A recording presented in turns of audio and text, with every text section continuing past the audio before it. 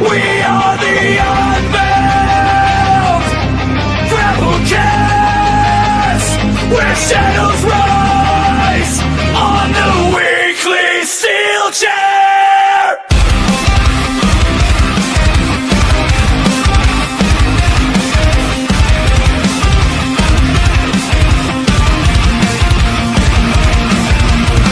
Reece unleashed, black ice veins increase, purple lightning strikes, Steelchair impact, feel the beast. Josiah stands tall, no ego, just confidence shown, speaks with conviction and he holds his own. We believe people, hear the truth resound.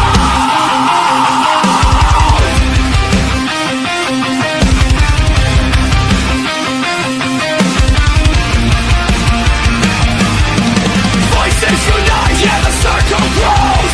Weekly Steelchair where the real talk flows. Fans and fighters all side by side. One strong community filled with pride. Filled with pride.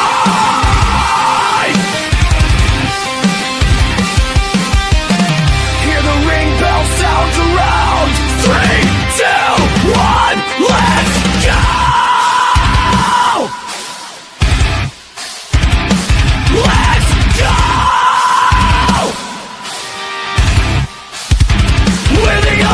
Grapplecast, the crowd hears the battle cry. Crash through the lights, we electrify the night. Punk hearts beating, metal souls collide. Step to the mic, this is to our time.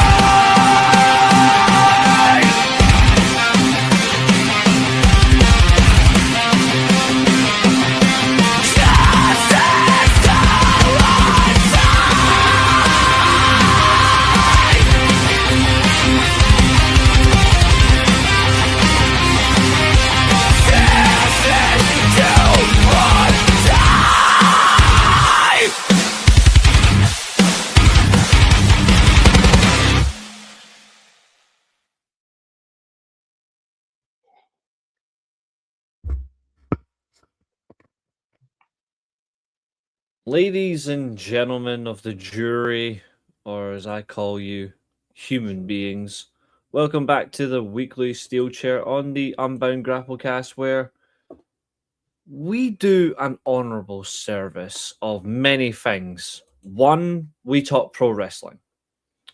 2, we wind people up. 3, we give consumer advice on what you should and shouldn't do about pro wrestling and who you really should avoid if you care about your opinions. And last but not least, we're also here to educate. So here's a top tip. If you are a senior citizen and you do like the power of being tickled by a senior citizen, have no fear. Katherine will tickle you. She will absolutely tickle you for $4 a minute. Yeah, if she shows up to the stream, that is. If she shows up, yeah, exactly. Only kidding. That's not Katherine's style, but winding her up is our style. And we have to get revenge because she always seems to get us. So it's about time we get her back. What's up, Josiah? Good to see you. We have a lot to get through today, ladies and gentlemen. We do indeed. I know for a fact I'm very happy about the G1 conversations, but I am more happy about another conversation that we get to do tonight that, first of all, I told everybody was going to happen. I'm just annoyed I didn't do a prediction on it. But I am extremely buzzed by what we're doing today. So, of course, on the side of me is my co-host of this show. It is the main man, Josiah. Good to see you. Yeah, How do you feel? It's great. It's been a good weekend of Japanese wrestling. It has. And I say Japanese wrestling because we're not just talking New Japan today. No, we're not. We are talking New Japan and we're talking Pro Wrestling Noah. And it feels great It's been a while since we spoke about Noah, but I am Yeah. so buzzed that we are talking about them today because it's long overdue, and I'm really glad. Also, we do have a new subscriber as well. I actually think it might be James' brother, but he has subscribed. I think he's now subscribed to us as well. So naturally, I've back, of course, but I think it is his brother that's subscribed to the channel. Oh, that's cool. Very cool. We're branching out. What's up, Carl? Good to see you.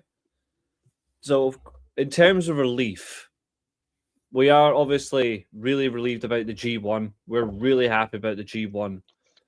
But there's something for me I'm more happy about, and it's literally,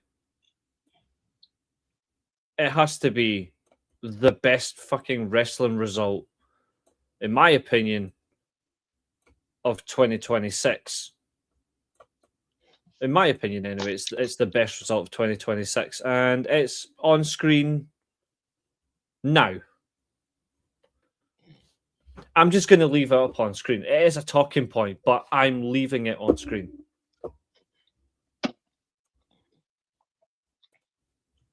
I'm absolutely relieved. I'm absolutely over the moon. Tetsuya Naito is the Grand Honor champion. Well, it's grand, but it's actually global, but it's a grand honor. I'm renaming the title because for him, it's a grand honor. He is the Global Honor champion of Pro Wrestling Noah. His first ever title match in Japan, outside of New Japan, for a title, and he wins it first time as a single. Yeah. He's the only man to do it as well. I'm pretty sure, in terms of like going out there and just doing it. I don't think there's anyone else. Maybe in like recent years, but like I can think of, I can't. But in terms of just maybe someone who won the Triple Crown did it. Perhaps. But in terms of like modern period, modern era, definitely. This is the only. And it was an amazing match. If you haven't watched, to be fair, Shane Haste, you could kind of say is the first, but does it really count? Because it's his first world title match of any kind. I think you could say that then. His first world title match of any kind, because he was never rewarded in New Japan for his hard work. That he deserved at least one chance. Yeah, and he never got it, which is a shame. But it is good. He actually had a good title reign. I'm surprised it's slightly sooner though. I'm actually not surprised that it's happened this quickly because they had the opportunity to do it last year, but they didn't. So the fact that they've done it now, it almost feels like it's the right time for it to happen. It is good considering the fact that Naito has only been in the company for 8 months. And he's held the tag team titles, and now he's held the world title. And he's also, ladies and gentlemen, this is the difference between a pro wrestler and Tetsuya Naito. He is 100% the smartest wrestler in the world. He's already pissed off the New Japan fan base. He's already pissed off the New Japan creative direction and their president. And he's also, even better than this, he's already pissed off every single N1 competitor by saying he's not competing. Which, Yota Tsuji, there's a top tip for you. Naito is showing you up, mate. And I'm going to say now... Who would have thought a champion not competing in a tournament that determines his next challenger? And considering how it's responded, there's quite a few competitors already that are lined up for him already. Yoshiki Inamura wants another world title shot. Kenta wants a world title shot. Kennel wants a world title shot. Ozawa wants a world title shot. And if you remember what I said at the start of the year, I am thinking it's going to be him. Because I said at the start of the year, either Naito wins the M1 and then he'll face Ozawa for the world title at Pro Wrestling Noah the New Year, or Naito wins the title, and Ozawa wins the M1. We're Interesting. Although 50%. I'm quite skeptical on Kenta deciding that he wants a world title shot, considering he couldn't beat Marufuji. I think considering the fact is when you look at it, like Kenta's record against Marufuji is not great. But that was a very good match as well. The whole card was good. I think the one thing about Naito as well, though, is they're not the only people that have challenged him as well. But he made some very interesting comments about Los Tranquilos de Japón as well. He made some interesting comments about Bushi, and Bushi has also responded as well. So I do wonder where he goes. But I'm thinking that announcement is them going to be like signing like proper full-time Noah contracts, because I don't think to this point that their contract for full-time contractor. No, Naito has now said he officially, after he won the match, he has said now he is staying in Noah. He is staying. I agree with you. I think Bushi will do the same, because now they'll go on a recruiting mission. And if they do that, it's going to be hard to stop them. And they have to respond, considering what happened with Team 2000X. They have to respond, which was the biggest shock of the weekend, in my opinion. Yeah. But we're going to come to that later, because we're going to throw over to my co-host, who's living in his San Andreas moment, and we are going to kick it with the G1. So, my friend, over to you. Let's be happy about New Japan. They've actually managed to come up with some good wrestling matches and proper productive shows. Yes. Because for August the 9th, we have Oiwa beating Jake Lee, Takeshita beating Sonada again, Suji bullying Okan, Goto getting what I would probably call a surprise win over Boltin Oleg. Just by the way that this tournament has been going for both of them, I would definitely say that that's a big shock. And then, 100%. unfortunately, Yuto Ice actually won against Shingo Takagi. Because honestly, I'm not buying into this whole Yuto Ice thing. Me neither. I'm not on the same hymn sheet. And then for today's matches, where I can actually say, for once, they got every single match right, I believe. They did. We had Zack Sabre Jr. defeating Henare, Jonah Maloney surviving what was probably the worst match that we're going to talk about today against the whole House of Torture, basically. Aaron Wolf managed to submit Callum Newman, and then, thank the Lord, Gato made a competent decision and didn't have his foreigner just ruin the entirety of Japan, because Yuya Uemura defeated Gabe Kidd in the main event.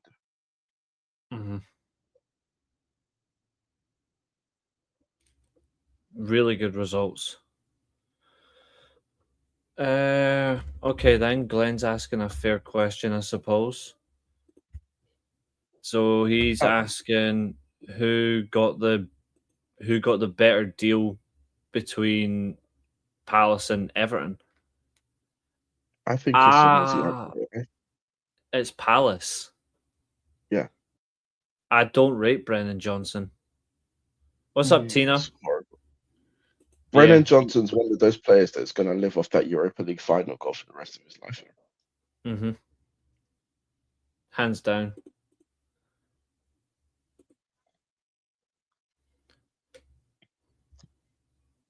If we get to here, if we get to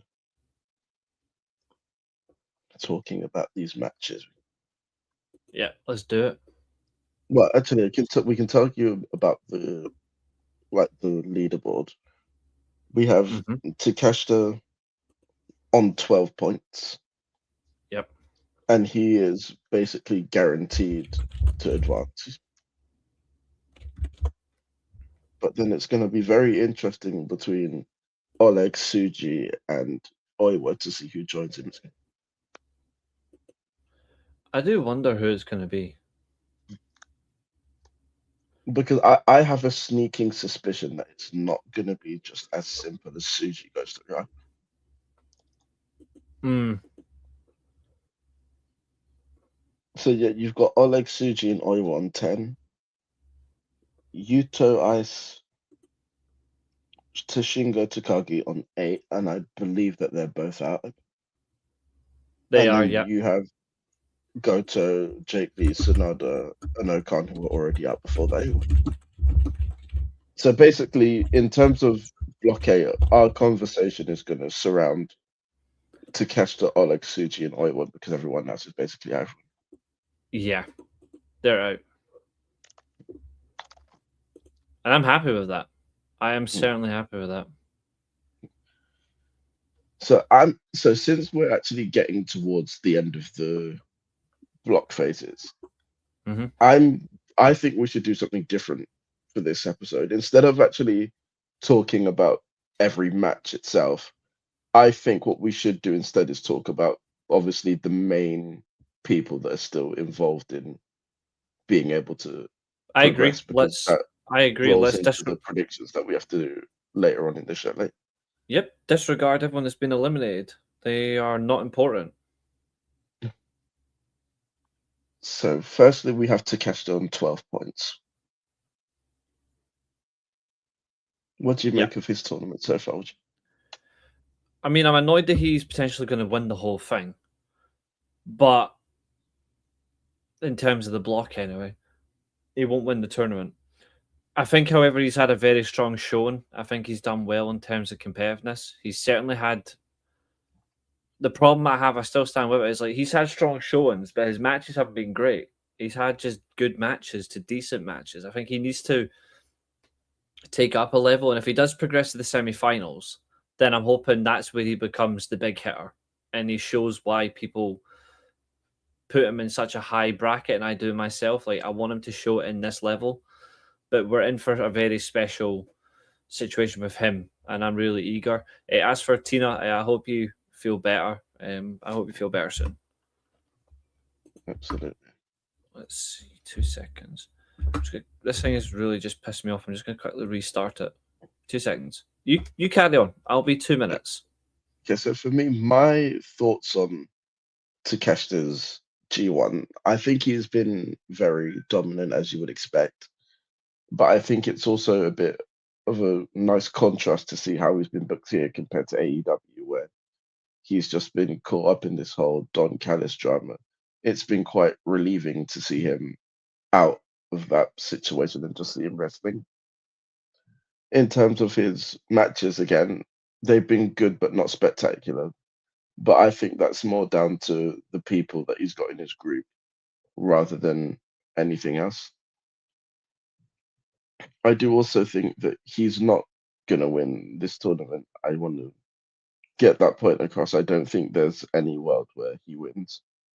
But I would like to see more from him in the semis. And obviously, if he gets to the final, then I know he'll turn up for that. But in terms of his tournament, it's been a good tournament, pretty much as you would expect from him. He's a very experienced wrestler at this point in his career now, even though he's so young. He's had the spotlight, he knows how to handle it, and I think that he has just handled himself very well with what he's been given. I'm now going to come to Bolton Oleg, who I think has been the big surprise of the A block. It was very questionable how his performances would be, given that he'd immediately been announced for this tournament while coming off of elbow surgery. But I'm happy to report that Bolton Oleg has picked up exactly where he left off before he got injured, and he has been putting on banger matches against pretty much everybody. His matches with Shingo, Tsuji, and Takeshita were three of the best matches that you will see in this tournament. And if you haven't seen them for whatever reason, I would urge you to go and watch them. As I've been saying a lot in these shows, he has improved a lot in being able to manage himself in the ring in terms of his ring conditioning and his positioning. So I think that that's one thing for him to take from this G1, regardless of whether he advances or not. Just knowing that he's still ticking off all of these boxes while properly bringing himself back in from injury. And I think that if he can keep chipping away, you're going to see a lot more of him going forward. Who was this? Sorry. Bolton, I like. He's been superb this whole tournament. Yeah. But I do agree. His positioning, especially, is really key. And I think he's actually given most of it. Like, I think he's actually made an effort to, like, just to work on aspects of his ability that is lacking. Mm-hmm. Yeah, I think and he's certainly not been mugged as well. Yeah, because I did say, I don't know how much of it you caught, but I did say him coming back, there were a load of question marks about how he'd perform given that he'd come back off from his elbow surgery. But I think that he's been pretty much as good as he was before, if not even better. And I just like the fact that he's finally actually using his size and strength as a mechanism in his matches, which you saw in his match against Yuto Ice. Oh hell yeah! And that, I agree. I agree. And it's gone from him almost initially after the match. After that match, you saw that he was kind of horrified about what he'd done. But over the tournament, you've seen that he's kind of grown into it and just embracing the power that he has. Oh, it's like when someone recognizes their full potential and they just go, fuck you. Yeah. It's brilliant. Mm-hmm. And like I was saying, I feel like regardless of how the end of this tournament goes, whether he advances or he doesn't, I think that you're going to see a lot more of him this year in like the Never division, because I think that division going forward is going to be quite hefty. I think they'll put more effort into it. I think they'll give it more focus and attention. Yeah. But and yeah, I'm here for it. Much like Takeshita, good tournament for him. Coming to Tsuji, I have to say that I've not been overly impressed with him this tournament. Me neither. I think he's actually been a lot the weakest. Yeah, I would say out of all of the like top contenders, he's definitely been the weakest of them. Which and is as champion, annoying. And as champion, I expected a lot more from him. I expect him to just absolutely annihilate the competition, but he hasn't. Yeah. He's been quite tame.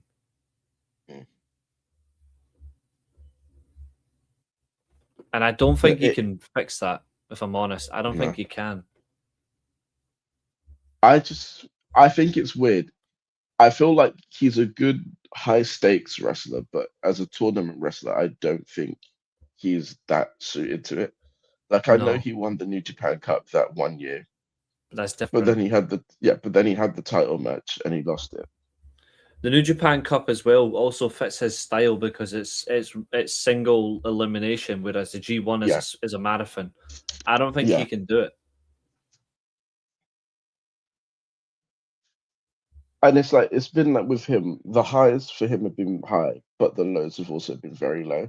And I think there have been more of those lows that stand out compared to the highs he's had. I don't want to put him in the same bracket because it would be absolutely painful. But he is giving me Hangman vibes. In what sense? Exactly what you've said.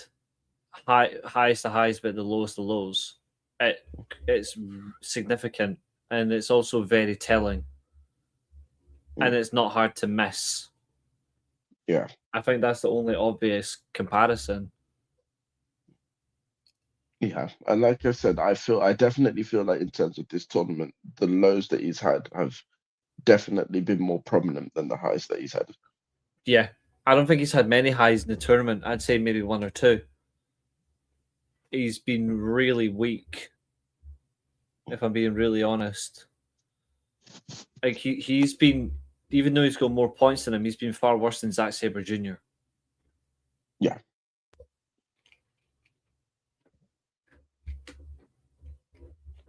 So in terms of him, he's probably gonna advance, even though I don't think he deserves to. Mm-hmm. And the way that things are setting themselves up, I think that I honestly think that the semi-final is where he's going to end up. I just can't see him getting any further than that. Not Well, just because of how, not just because of how he's been performing, but they don't often like to put the world champion right at the end of the tournament. yeah. Also, as well, like as soon as you get out of the block phase, it is just the semi-finals. It's semi-finals and the final. Like, I agree. I think he's only going to get the one knockout match, but it'll be that deciding match where that could be his Wrestle Kingdom opponent. Yeah, I don't think it will be, but it is a high chance. because I do trust that they're not like WWE where they'll just give away the SummerSlam match in the Queen of the Ring final. I think they Because will. for some, yeah, I think they will, and that I really hope not. That's a good I question can't see them from doing that. Tina. That's a good question, Tina. Like in terms of like the G1 in general, like how we perceive it, what we think of it. We love the tournament. We just have issues with the booking. It's so inconsistent. Yeah, It like has it been a started off concern. very well. Started off very well, then dropped off almost immediately, and it's only just picked up in the last maybe 3 or 4 shows. Yeah, But the whole of the middle slug from like night 4 all the way to night 9, I would say, were just painful to watch. yeah.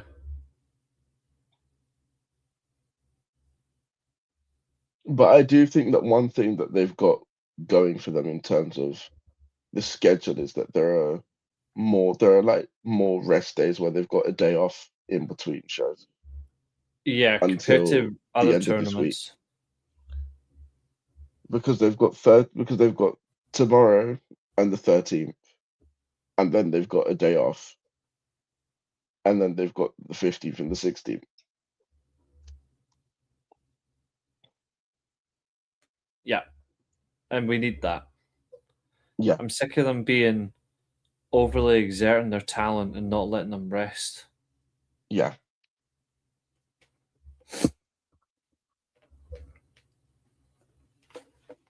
And we're not too far out from another tournament which I'm really excited for.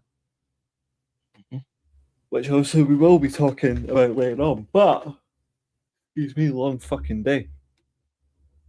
That's, My only gripe though about the G1 though is like how certain talents are being positioned. Some of the booking has not made sense, but the past couple of shows have been spot on. It's just really strange.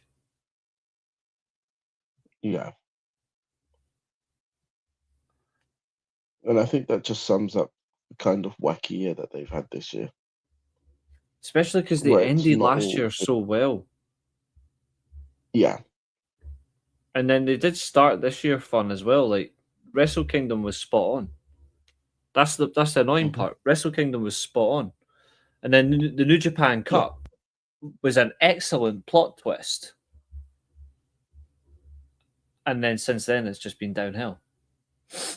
mhm, So it's like 3 months of madness, which we yeah. cannot deal with. Mhm. So that's that. Now we can move to Rehai Oiwa's tournament. What have you thought about him this G1? He's taken on last year and made this year even better. It's probably the best way I can put it. Like last year, he had a very interesting induction into G1 as a first-time competitor. This year, he's raised the bar for himself, and he's done very well. Mm. I've I been would very agree with impressed with that, him. yeah. Yeah, I think we've seen more of his tenacity and his real, like all the training that he's been doing with TMDK and how they've been molding him into being a more complete wrestler. I think in this tournament you've started to see more of it. Oh yeah, there's so much riding on him that I do think he's going to go up a level or two, couple levels, and it's going to be hard to stop him.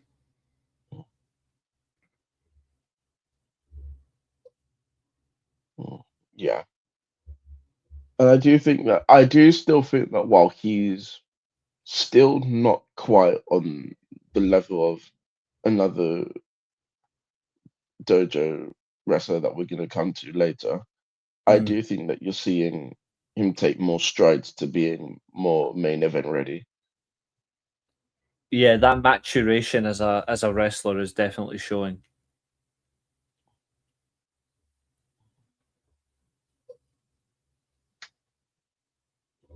What's up, Xavier? Well, then in terms of him, what do you think the likelihood of him advancing is? Because I don't. Because if he wants to advance, he has to beat Takashi.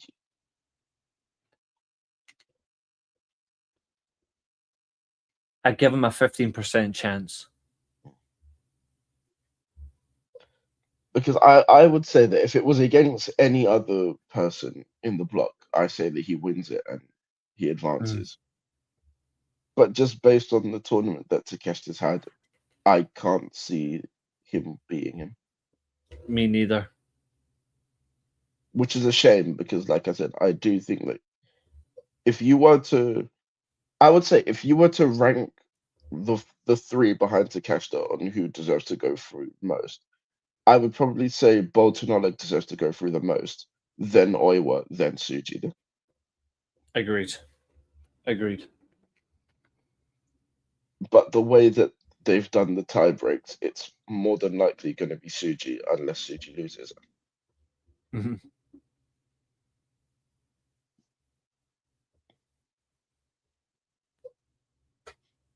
So yeah, I think that overall these four, well, I'd say Takeshita, Oleg, and Oiwa, they've made the most of the block that they've been put in. Whereas Suji has contributed to why the block hasn't been as strong as it should have been. Mhm.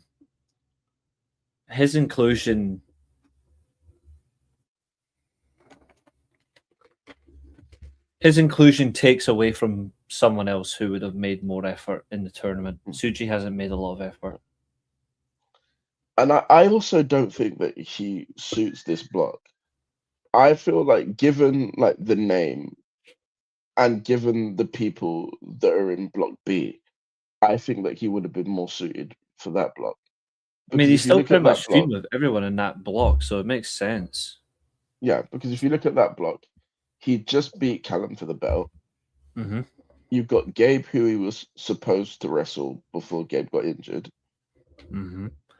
You've You've got Old also got, Enemy and Zach. yeah, you've also got Yuya, who is his basically forever rival. Yep. And then you've got Hanare, who continues the United Empire link to that. You've also And got Hinare Narita, who was, and also Hinare genuinely hates him. yeah. Like that's not And then a you've got, joke, folks. Like Hinare genuinely hates yeah, Yota Tsuji. yeah. And then you've got Narita, who is pretty much the polar opposite of Suji, the one musketeer who's soared, and then the one that's floundered and completely flopped. Yep. Agreed.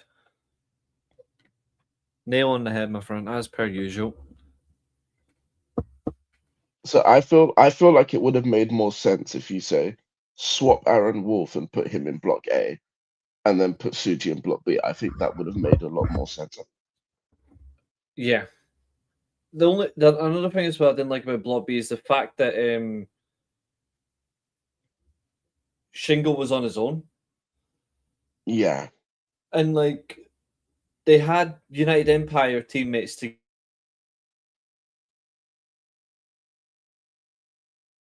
together conveniently in the blocks, but like that makes no sense to separate the Unbound Company. Well, they did have Unbound Company actually had 3 members in block A. They had Oh yeah, Yuto Ice, Shingo, and Suji. yeah, but when you look at the whole thing in a nutshell, it should have been split differently. Yeah. Like, I think they should have had 2 and 2.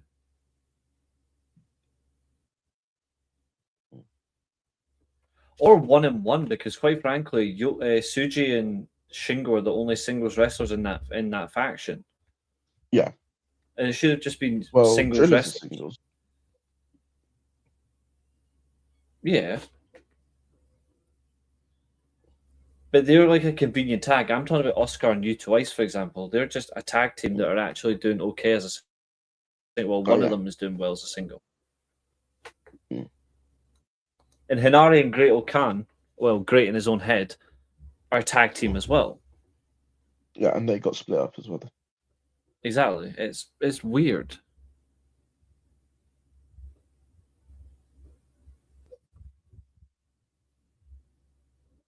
I actually think it's quite interesting how they've done the faction split, because it's like they split factions of members of factions into the separate blocks, and then if you look at the list, it's like there's definitely been like one faction member that's done miles better than the other. Mm-hmm. Which is Obviously weird. not counting Hontide because they're just scattered everywhere. Yeah. Like let's go down the list. TNDK, you'd probably say that you'd say Oiwa's had like head and shoulders a much better G1 than Zach has. Massive. United Empire, Henare and Callum Newman have done streets more than whatever the other 2 have in Block A. Jake Lee's been the worst from that faction, 100%. Yeah. And that's saying something considering Great Okan's in this block as well. I know, and it's painful to say it. Yeah. And then you look to Unbound Company, you've got Driller and Oscar, who have been way better than Suji, Takagi, and Yuto Ice. Hands down. Hands down, agree with that. To the point where we're all saying that it's a disgrace how Driller's tournament has been managed, to the point where he basically can't go through now because Zach beat him. Which is fucking annoying. Yeah. Because Zach didn't deserve that win. Yeah. Because I feel like the perfect way to carry on with the whole Gabe and Driller thing would be that Driller advances in the G1 at Gabe's expense because of the tiebreak. That would have been the perfect way to further push that dynamic. Mm-hmm.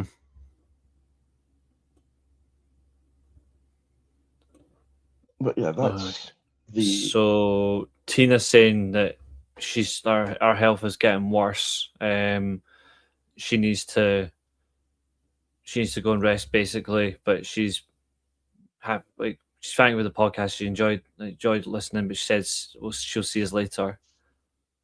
Yeah, it's mad. I haven't spoken. Yourself. It's mad how I haven't spoken Spanish in a long time, but I still understand the language. It's mental. Yeah, definitely go take care of yourself. You've obviously, I don't know if everyone in the chat probably knows this by now, so I'm sure she won't mind saying this, but of course, as we know, you've got a whole baby to prioritize here. So especially after going through the cancer horror as well. Yeah.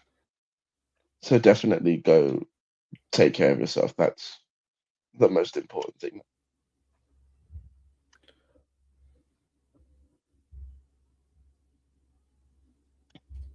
Yeah, I'm going into the Block B table because, as we said, the Block B table is a lot more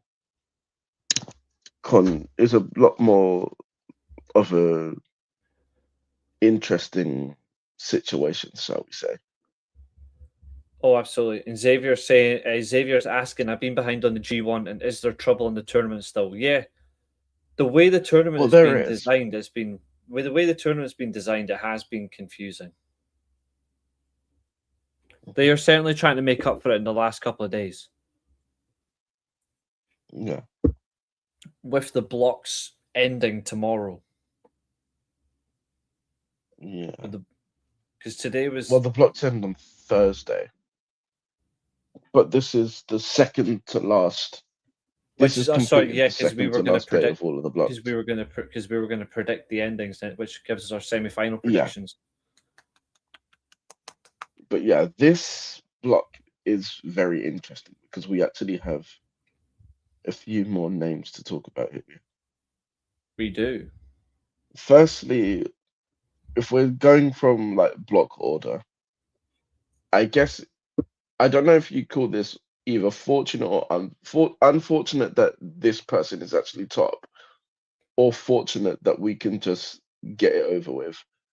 Ren Narita's the top of Block B as it stands. And I'm just going to say his tournament has been shit, and that's all I have to say on it. Yeah, I agree with that.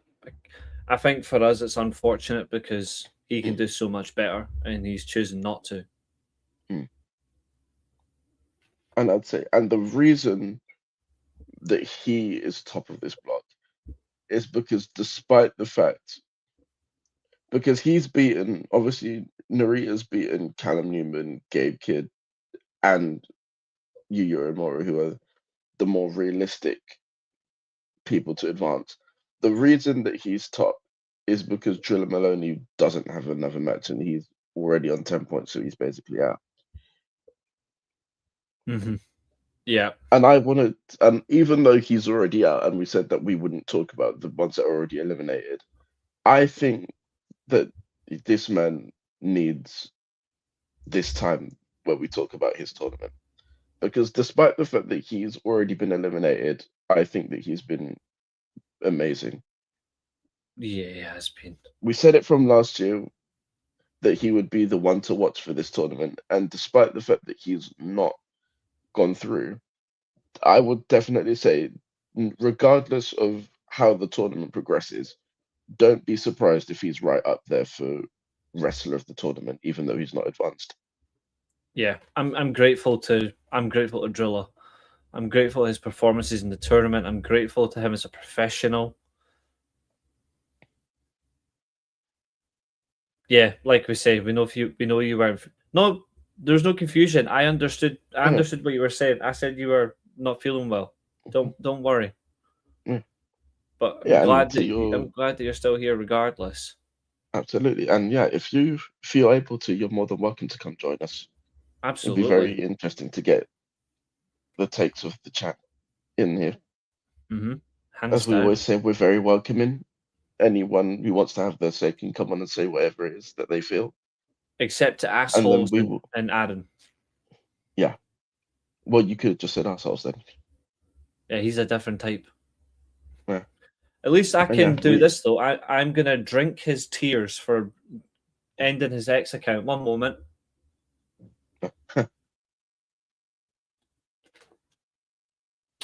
Bellissimo.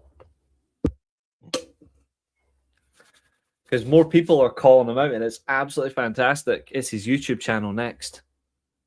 Ah. Because after all, that man's paying subs. And I know he's paying for subs. Because his views, bear in mind, here's another important thing. This guy interviews wrestlers. You would think if you're interviewing genuine wrestlers from the NWA, the NWA fans would actually watch because they have a decent fan base. Yeah. And he doesn't even get high views for those ones. Reece and the Mhm. Josiah. I like that. Yeah. Reece and you're not Josiah Yeah. anymore. You're the Josiah. Yeah. I Oh like yeah. And as for that. Aaron, you don't want to know who he is. You. He's a thieving little brat, Tina, and he's a prick, and he's a Yeah. dick, and he's a clown. And he doesn't Is it- say. And he doesn't say thank you to people who help him. Exactly, and he's got the mustache of someone on a register that Yeah. just needs to be shaved off, or grow a beard if you can. Yeah. But yes, Mind you. Driller Maloney has had a very, very good tournament, and definitely don't take where he ends up in this block as a Gospel. reflection of where he is, because he is miles above where he sits. Clown. I say my brother is a clown. Yes, that That's sums why him we up. like you, That Tina. sums Aaron up perfectly. That's why we like you, Tina. You're a good laugh. But yes, hands down, I am Yes. on the same opinion. Like if you take his tournament as he's a bad wrestler or he hasn't shown enough, then you're missing the whole thing. It's what I say about people if they have opinions on things they've never watched, but then they're commenting on it. Your opinion doesn't matter because it's disingenuous. So if you haven't watched the G1, obviously Xavier, we're not going to use you as a horrible example. We're going to use you as a fair example here, because you said it in the chat fairly. You've been a bit behind with the G1. So say for example, you said, Jules had a bad tournament. You can only talk based on what you've seen, but you can't talk about the rest of it because it's disingenuous. That's like me saying, I could have said Raw was horrible last night, but then someone with a reasonable expectation could say it was actually good. But I can't comment on it because I actually didn't watch Raw. I haven't even seen any of the highlights. Of course. But I haven't seen any of the highlights either, so I can't. My opinion on Raw would be completely disingenuous. But true. But true, because again, Raw was bad. Yeah. It's anyway. It's that bad that you said it's no longer watchable for you. Yeah. I can't wait to hear that after this. Yeah. We'll save that for after the New Japan review. Yeah. But yeah, we've talked about Narita's and Driller's tournament. Now we're going to get to Callum Newman, who is the other strong favorite to advance from this block. It's an incredible favorite, and it's a scary favorite. You know, like it's a scary favorite. Yes.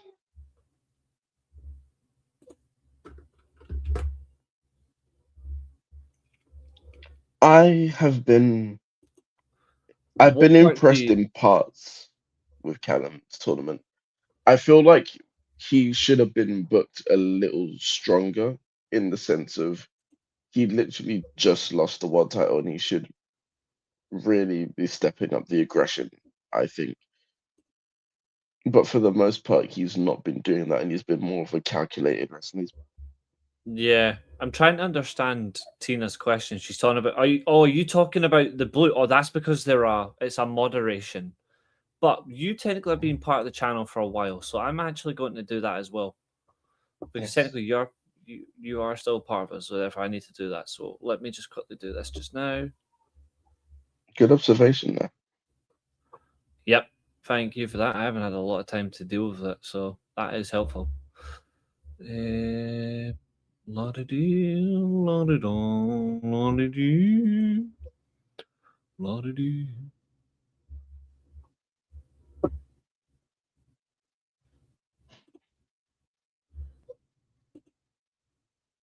So yeah, in terms of Callum's tournament, I think that while he has been good, I feel like there is still a bit more of there's like another level of aggression that I feel like needed to be shown here that hasn't been. Yeah, I don't think we're gonna get it. We're gonna get it, if I'm honest.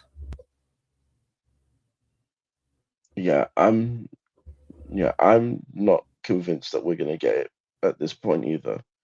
I feel like it all kind of depends on if and when he gets through, who he's up against in the semi-final.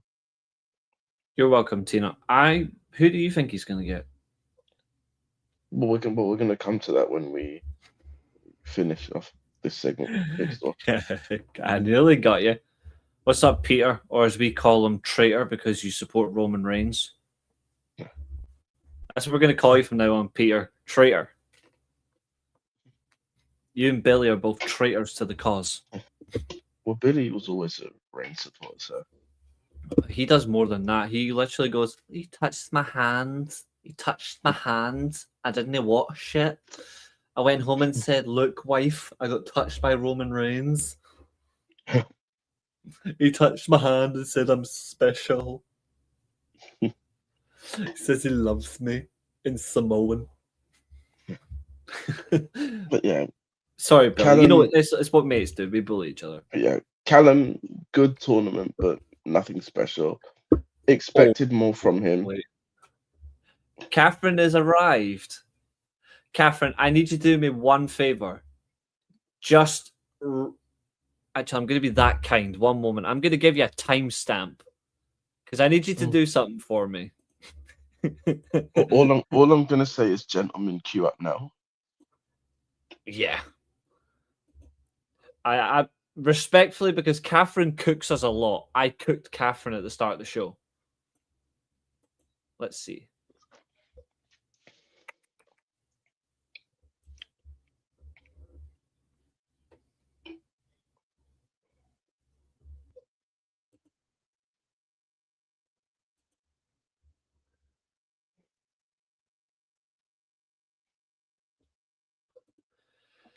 Katherine, all I want you to do is on this stream, rewind by 48 minutes and 42 seconds.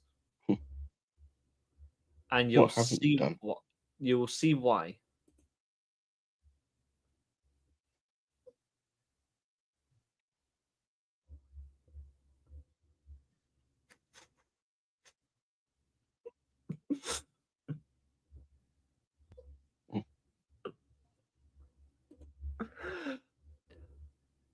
Please go back now, Katherine. I'm begging you, please. What are the odds that she tries to kill us? Well, I didn't say anything. Yeah, but you endorsed it. Happy to entertain you, lovely. You are always a welcoming pleasure in our community. You always have been. So we will see you later, and please do feel better soon, Tina. Please do feel better soon. Yes.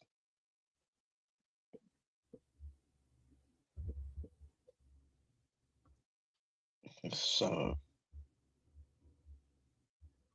we've talked about the main two and the one that should have been. Yeah. We are now going to move on. I'm going to do this because I want to save a small segment. I want to give the main portion of this part to the star of the last show. So we're going to talk about Gabe Kidd first in his tournament. Yep. He's turned it around. Yes. He started showing more passion, I would say. Because obviously we talked about at the start how it didn't really seem like he was taking it very seriously. But now we've started to see more of the Gabe Kidd that we were seeing before this whole AEW act and what we've been seeing. Yeah, this has been like his I don't want to say redemption arc because that's for pussies. It's more like the sense of this has been his, I'll say, resurgence. Like in that way, it's been a resurgence of him as a serious competitor, and Yeah, I've been very impressed by that level of performance from him. yeah. And it's like it's weird because he's in a position where he needs to obviously win his match and have like another certain other results go his way to Yeah, go through. But it's still in like a way where you can see it happening. you can, and that's what makes it more fun. Yeah. Because like looking at it on paper, it's probably not gonna happen, but if it did happen, you also wouldn't be surprised. But I do feel like no matter whether he does get through, I feel like he's only gonna reach the semis now.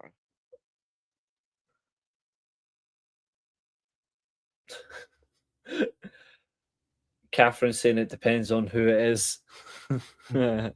She's definitely went back and listened. Hmm.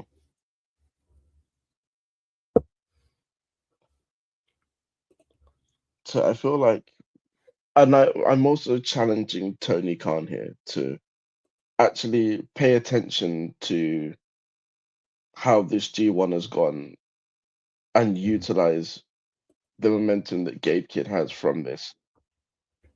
Yeah, you've got Because to that now when he take gets back, it on. when he gets back to AEW, I don't want to see him involved in whatever the Dogs and the Death Riders are doing. I need him to On his own. so focus solely on being a singles wrestler.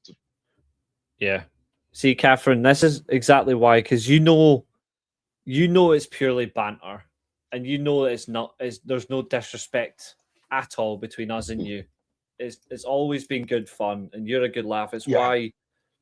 why you're not only one of the like main presenters on the channel co-hosts as well. Like you have the power to run the channel when I'm not around. That's why I named you on that. Once I have Yeah. more on this channel, I'll be adding Josiah as well. I can only add one other person. Obviously, I added Mm.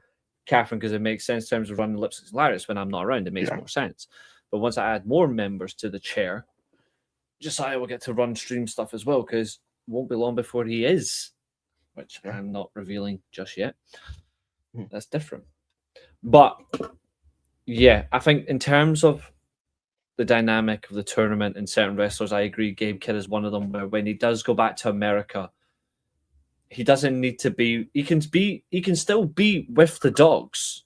Don't get us wrong. Yeah. We're not saying he has to all of a sudden not be a member because he is still a No. member of the Dogs. Yeah. Just Like, don't he get can involved in be their. like affiliated with them, but like don't be a focal point of whatever they're doing. Yeah.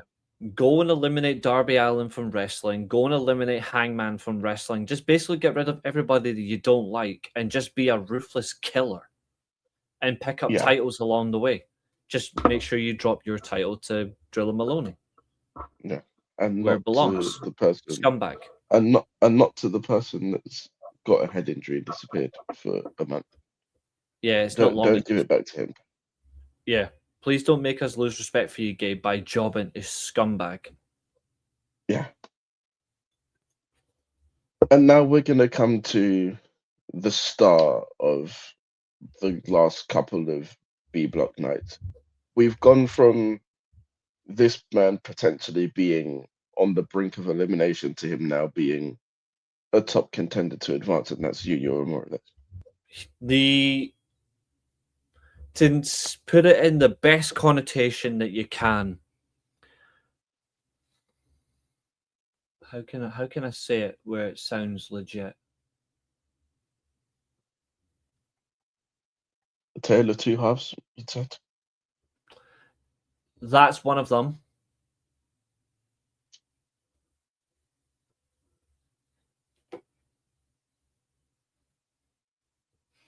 The Green Goblin of the G1. In what sense?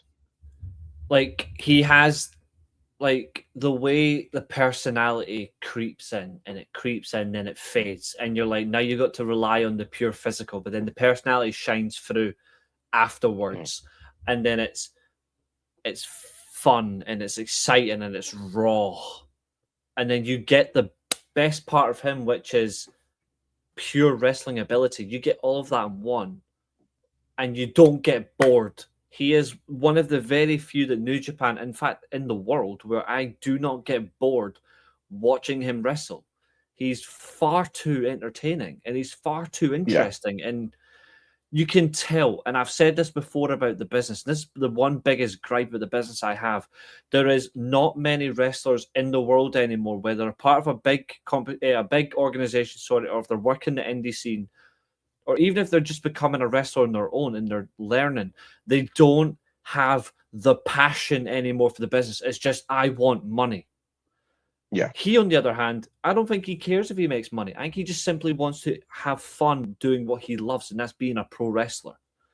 Yeah. There's maybe 10 wrestlers in the world I can name that are like him, just like that. I can't name any more than that. Yeah, and I think it's, like you said, it's very refreshing to see, because Hands I down. feel like Yuya Uemura as just a wrestler has been like a lost art in wrestling. Someone who's so over with all of the crowds. He's charismatic, and he's also a very good wrestler, which is obviously what you need to be believable. But I've when been you thinking about combine all three of those attributes that he's got, that's a very special wrestler that you've got on your hands. I've been thinking for a while, and it might be such an outlandish take, but I'm actually going to say it because outlandish is what I do, and I say chaotic things all the time. He is this generation's Ricky Steamboat. I mean, I can see it. Like, I honestly believe he is this generation's Ricky Steamboat. Like you said, he captivates the audience.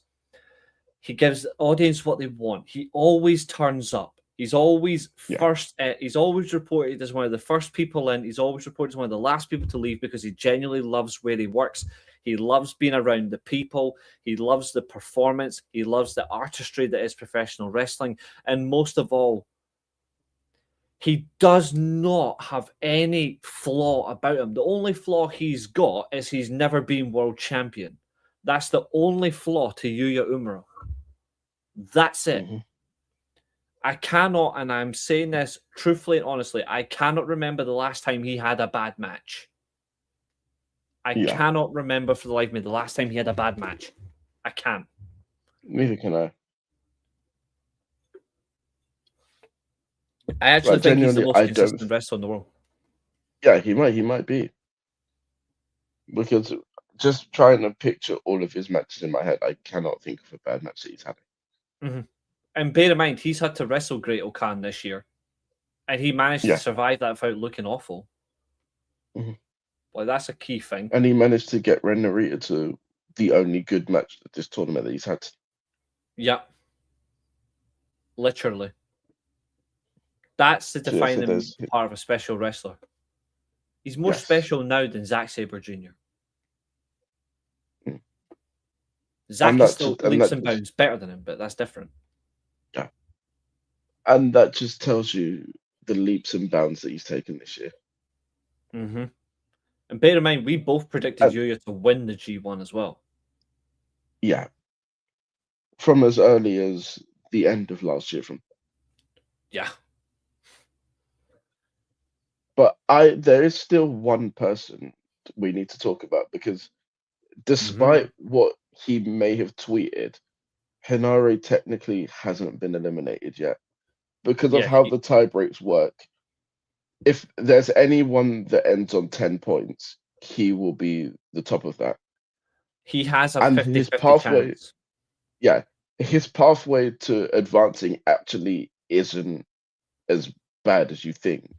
It's so because simple, he has to beat Callum Newman, who is on 10 points, and that would put him through. That would put him above Callum. Gabe and Ren Narita are both on 10 points, so one of them will stay on 10 points, which means he goes above them. Yeah, which means really the only result that he actually needs is Oscar to beat Yuya, and he beats Callum. That's all he needs to advance us. I think the way it's going, I don't think he's going to, but I do. He's not going to, but he's going to be the one that ends up third in this block. I think what's going to happen is Oscar will also lose. Yeah. But given the fact that he's been away for as long as he has been, come back from all of the injuries that he's had and put on the performances that he's put on, I Yeah, think that he can be very satisfied with his G1. yeah. Take it on into next year's tournament if he's in next year's, and just let him run wild with it. And let him Yeah, just be so explosive. That's the one thing I've loved about Hinari this entire tournament. No matter who he's come up against, this guy's been explosive from the beginning. yeah. And I don't remember exactly the backstage comments it was, but I remember him actually making a point of that, saying that everyone says that you need to like be technical and that to be good in this G1. He said, "No, I've got power, so I'm going to use it." And rightly so. Like if you've got Yeah, power, like this is why Bolton Oleg has done well. yeah, Power.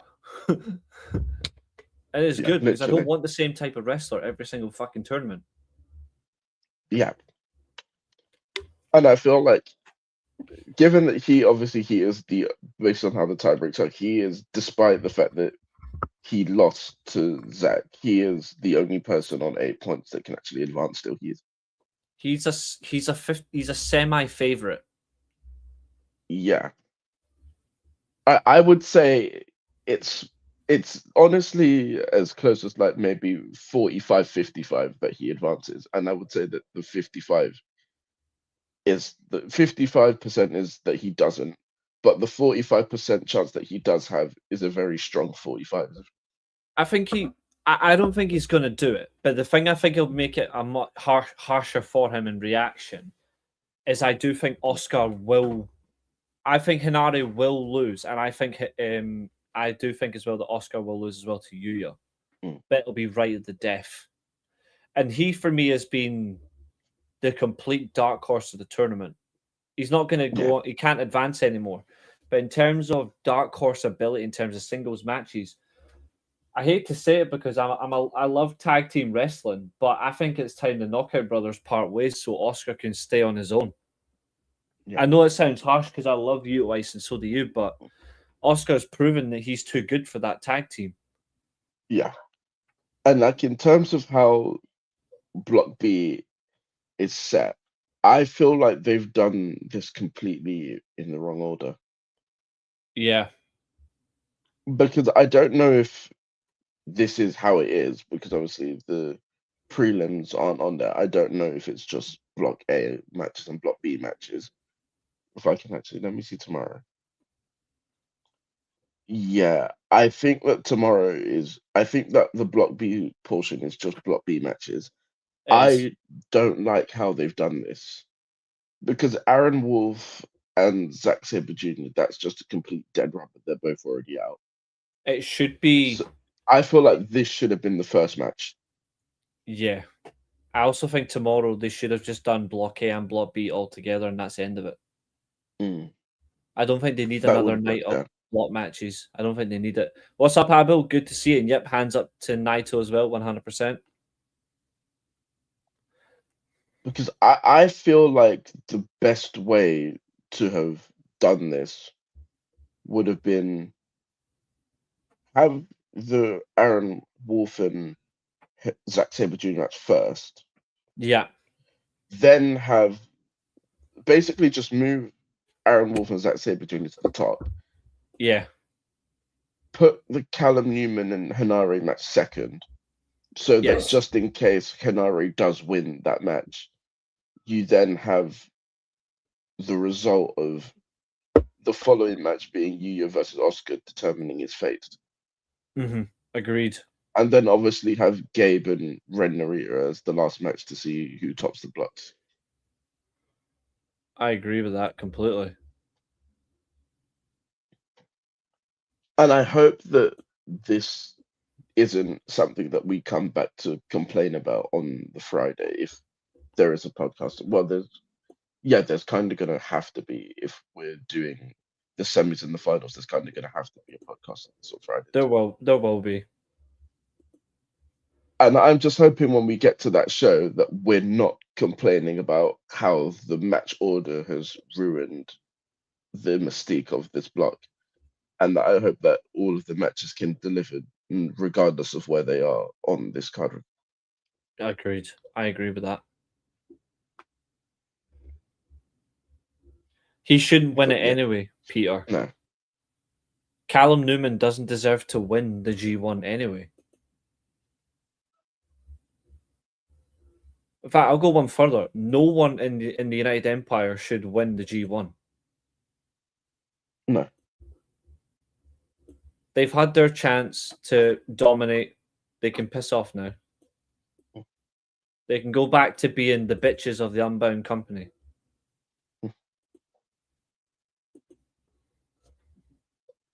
Because they belong to us. See, Abel's the man. It's Abel actually gets funny. It's actually funny how that works. The United Empire, they did well. Yep. They did well for a period. Yep. Will Ospreay comes back at New And it all Year goes to Dash. shit. No, not even that. Will Ospreay comes back at New Year Dash. They continue to build momentum from that. He's there to see Callum win the title. Mm-hmm. He then also wins a title with the United Empire, and Callum Newman retains the title. Correct. As soon as Ospreay leaves, Callum loses the belt. It's almost like he can't do it on his own. Yeah. Somebody getting a bit ahead of their station before its time.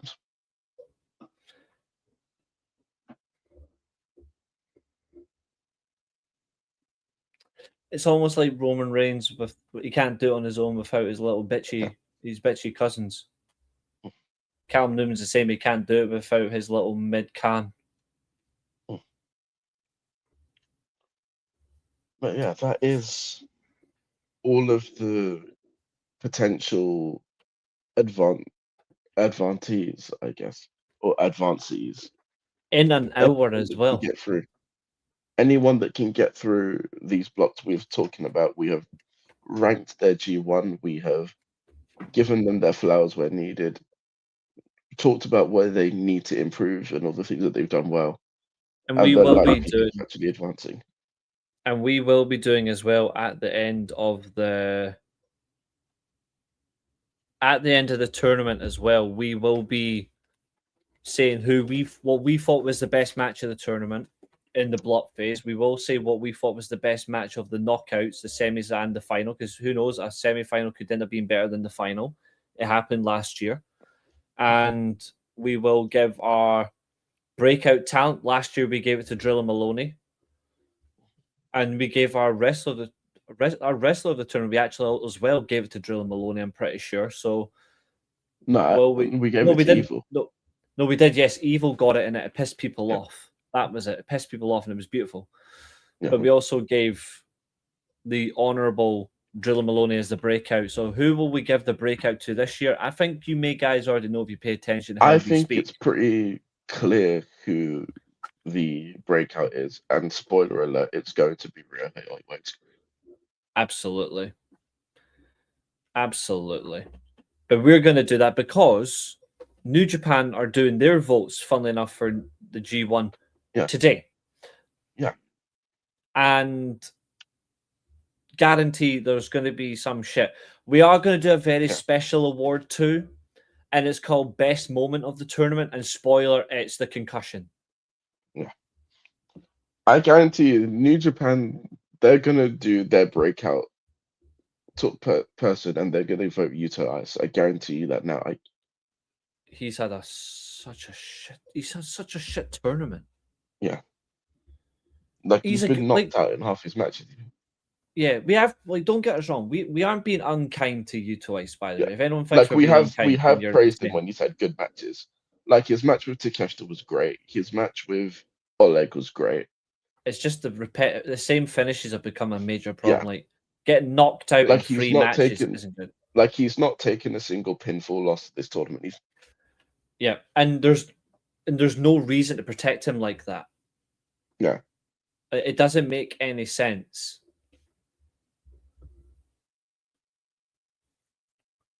Absolutely doesn't. But now, ladies and gentlemen, it is the big one. So, for the first time in 3 months, I think it's 3 months. It doesn't go against anyone. Don't worry, Katherine, your predictions title is not up for grabs. However, Katherine is not allowed to compete in this part. And I'll explain why in a minute. And if you think I'm being sexist, I am. Well, you're half I'm right. kidding. But there's a reason for it. But the winner of these predictions is going to get something very special. Mhm. And I'm going to explain that after I've set up the sheet. So let me quickly do that just now. So there's the last time we did a New Japan prediction was Dominion. Yeah. All I'm gonna say is, guys, you are very unlucky that Katherine won at SummerSlam.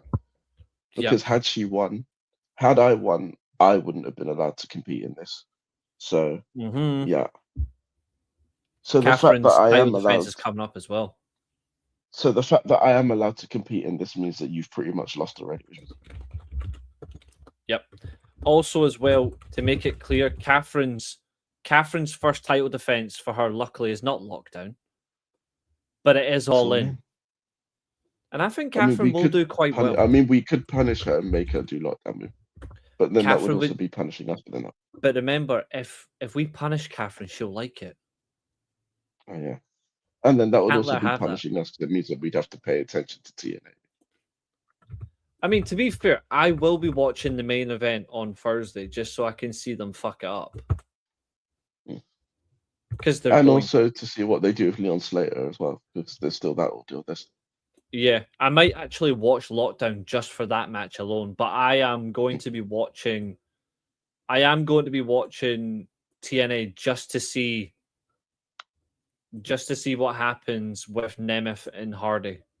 Because if they fuck that up, then They're going to. I can promise you now that it's going to end with some sort of Ryan Nemeth costing Jeff Hardy the matches.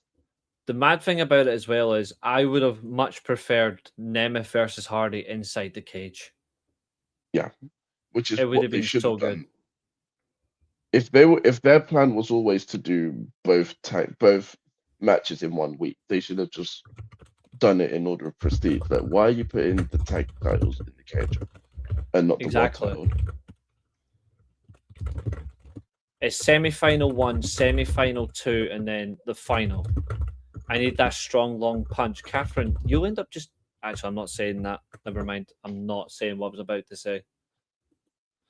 Let me change that. That goes like so. Like that. And then these two go... There we go. So, the defending champion is, of course, Katherine. Because she did earn it. She did earn it. But Katherine is not allowed to compete. And it's not because of sexism. It's because the winner... Because we need to rest her old brain. Yeah, we do. I'm just here to help with entertainment. Absolutely. Absolutely. You bring none of it, but absolutely. I'm just kidding. Katherine, you are fun. So I'm going to explain the rules for these predictions. We're going to predict 5 results. So we're going to pick our Block A winner, Block B winner. We're going to predict semi-final 1 and 2. We have to predict 4 participants to get the point. So you've got to pick the match, but you've also got to, at the same time, pick your winner. And then you've got to pick the final, which is going to be very interesting. Of course, I called you a senior citizen earlier on. As Emphasis you know. on the word senior. Exactly. Exactly. And it's always good words. The winner of these predictions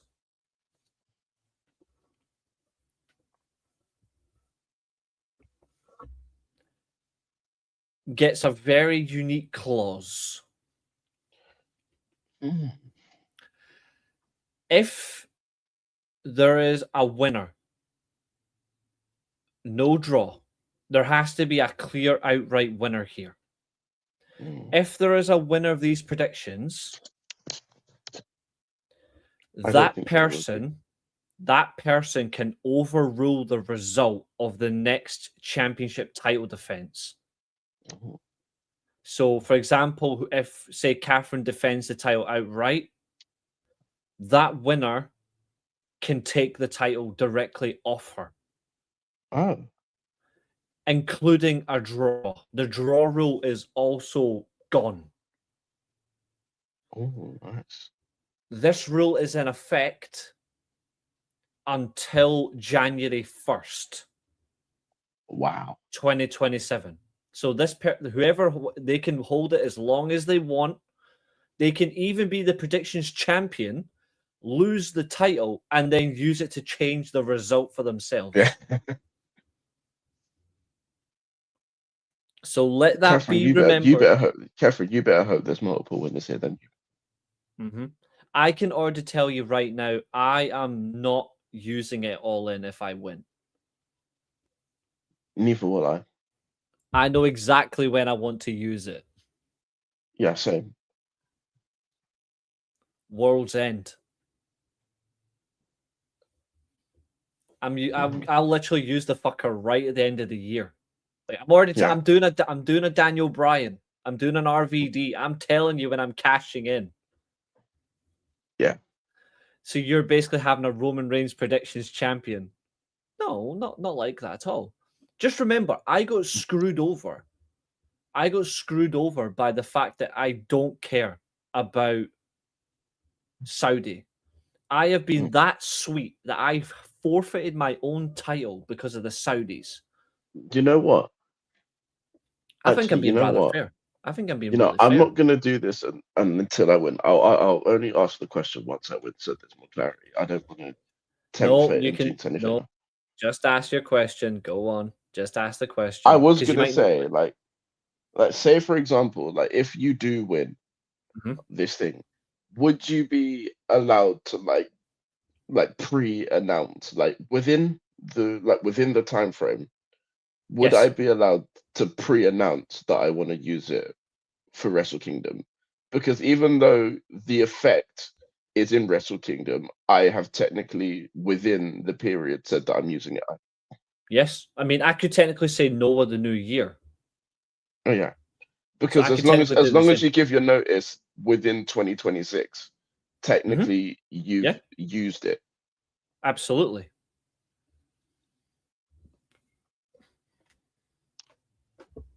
Yeah, And so we are that not that liars, was my thing. Catherine. I'm like to be. I might use World's End. I might just wait till no New Year if I do Mm, win it. All I'm gonna tell you is I will say it straight in advance. I yeah, will keep the champion waiting. yeah. It'll be actually really funny now if I do win it, and then take the predictions title off Catherine. That would be very sexist of me. Yeah. Yes, Although to be honest, I actually think that the winner, Catherine, that's it. Yes. yeah, This is like the casino gauntlet. Yes. Except unlike Christian, we're going to succeed. even though that's stupid, I feel like that whole thing's stupid. Like you shouldn't have to give notice, but they obviously changed it because of what MJF was doing when he won it. Because My hair decided to become like a fucking smurf. yeah. It's sticking the cat. He's it's fucking it's living like his he's living his it's San like that. Andreas moment and I'm growing a It's like Smurf that haircut. annoying, that annoying strand of hair that just doesn't go down when the Yeah, rest of it does. That's what that is. exactly. It's a fucking pain in the arse. I'm going to start. Mm. What? Yeah. What? What the hell does that mean? That she finally admits her love for Denise Salcedo. Wouldn't surprise me. Catherine does like it when she gets amongst a midget. Tina, you've just been a blast all day. Like since Mm-hmm. you came into the chat, you've just been an absolute blast. I cannot enjoy a show when you're not around. You're just too much fun and Yeah. you're too kind. It's like a So ray of sunshine enters. yeah, Catherine, take notes. Although I will say, oh, your new name is going to be Denise since you're sexist. Yeah, but I have something she doesn't have. A personality. height. Oh, height as well. Yeah, that's two things. Although I will say that I actually think that the winner, if there is a winner, it will come down to who can predict the semi-finals, right? Because I feel like there's going to be a very popular final winner. Yeah.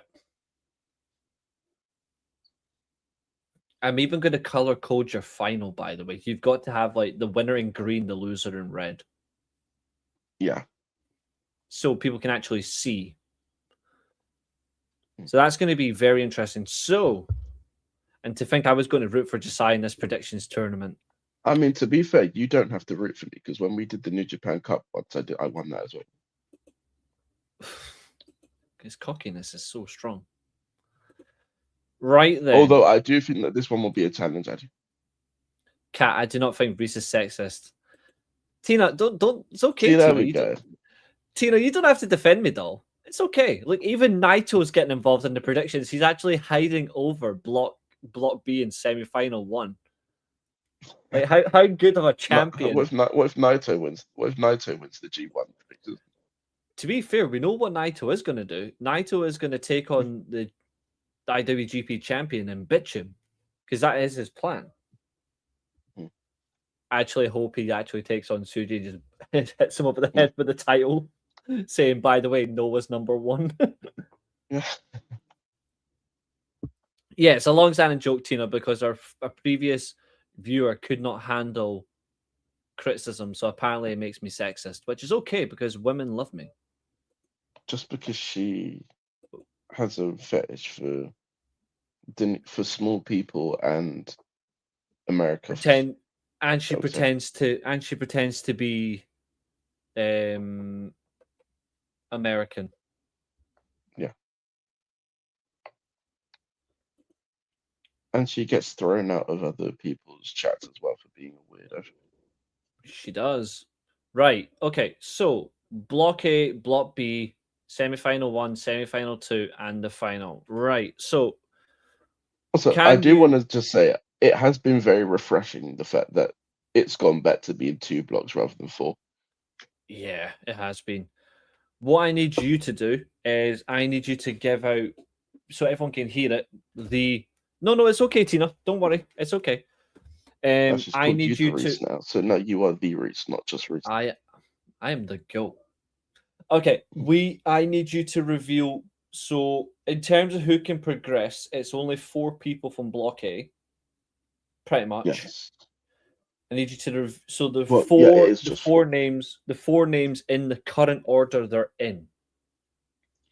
Okay, so it's So it's currently Takeshita number 1 as it stands. And then I believe it's Suji number 2, Oiwa number 3, and Oleg number 4. Okay. My thing's acting up annoyingly. So Takeshita number 1, Suji was 3rd, Bolton Oleg was 4th. Number 2 is no, Suji's number 2. Suji 2nd, sorry. Bolton Oleg was 4th. Yeah, and Oi was 3rd. Oi was 3rd. I'm gonna go. I think they're gonna stick with it in terms of order. So I'm gonna go Block A winner Konosuke Takeshita. Who are you going for? Yes. I'm also gonna go for Takeshita. Because there is also an interesting there's also an interesting thing. I'm pretty sure that pretty much if Takeshita loses this match, he's basically out. Because realistically, Suji isn't going to lose to Jake Lee, and Oleg isn't going to lose to O'Connor. Yes, last chance saloon. Guys, if you want to predict, get your prediction in. So your names again are Takeshita, Suji, Rahoiwe Oiwa, Bolton Oleg. Your Block A winner. Abul has gone for Takeshita as well. We will not be saying Block B until we've got the predictions in. Nope, Abul, I'm already going to disregard. I'm disregarding Abul, even though he said Block B goes to Drill Maloney because he's out. Like, Drill is out. Well, he's not technically out. He's pretty much. They're going to eliminate pretty much is. But if there are, let's say, a load of no contests, he's got a chance. Yeah, which is not going to happen. Which is not going to happen. We haven't even had one yet, let alone. They could swerve and let Oleg win, that's true. But his final opponent is questionable. That's the problem. His final opponent makes it harder. Oleg's final opponent is the Great Okanist. Exactly, which means it's going to end badly.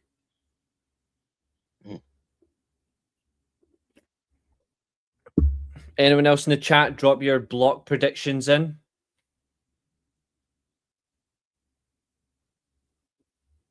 Block A winners only, please. The champion gets a peaceful avoiding defense.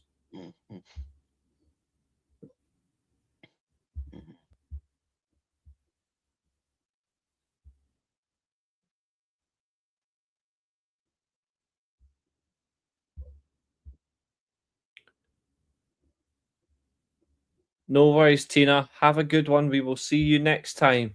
Look after yourself.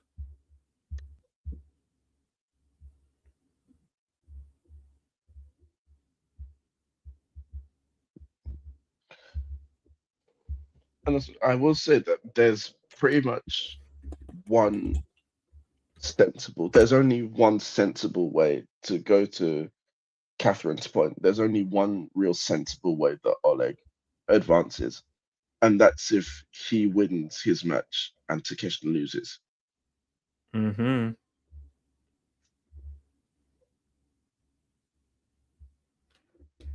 Absolutely.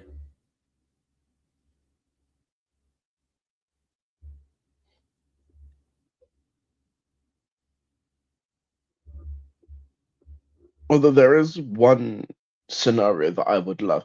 I would love it if, for at least one tournament, going into the last day, whoever's top, I would just love for them to play for a draw. Because that basically would be fun. Would also guarantee that they go through as well. That would be and then unreal. it would pretty much also guarantee that whoever they face gets eliminated. That's the level of shithousery that I want to see. Because looking at this block, Takeshita doesn't need to win this match. He can draw and he's top. Exactly.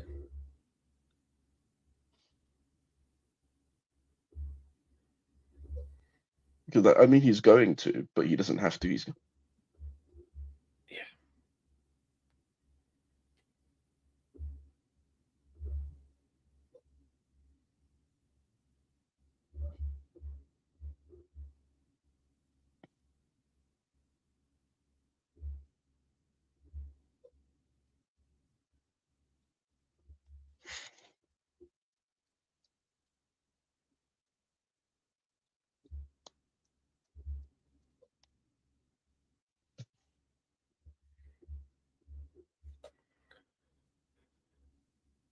Okay, looks like we're not going to get more on that one, but if anyone else wants to drop their block A later on, that's fine.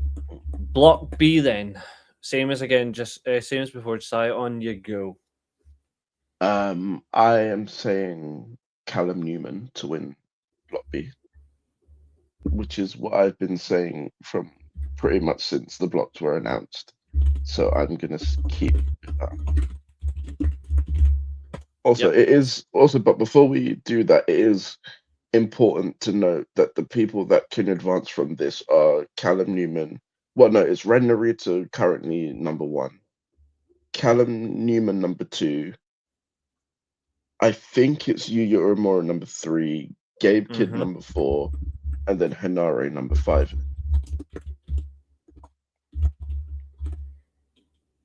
But if you're so convinced that Drilla Maloney is going to go through, I guess we can put that down. I guess.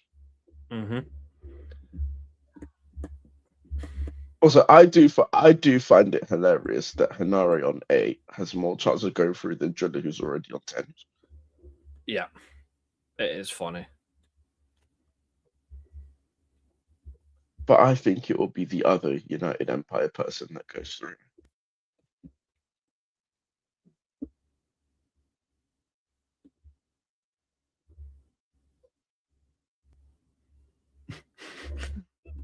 I'm just laughing at a response that Katherine sent you. Discord, absolutely top tier. It was. Oh. So Katherine sent in as well to the Discord. This is from WWE side. A pat this has come from Women's Wrestling Brazil. There's going to be a brand swap. Oh, yeah, right. There are some people hoping Julia. Yeah, there are some people hoping it's going to be Julia and Jordan Grace to Raw. They should have done it now. I think Julia needs to go back to NXT personally. She's not had that many matches to the point where she could do with the additional matches. I think she just needs to go back to Japan where she'll actually be treated as a star.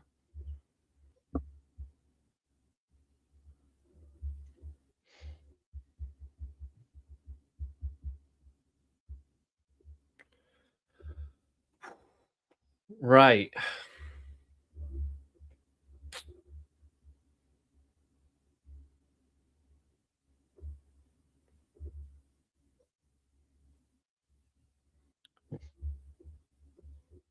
I'm trying to think who else is in this. Let me see. That's one thing I want to see. Yeah, I want to look at one thing. I'm trying to see who else is actually in the chat. Because I mean, if Xavier, if he's still in the chat, he could predict these things if he's still here, and so could Chester. Yeah, I'm looking at B block again.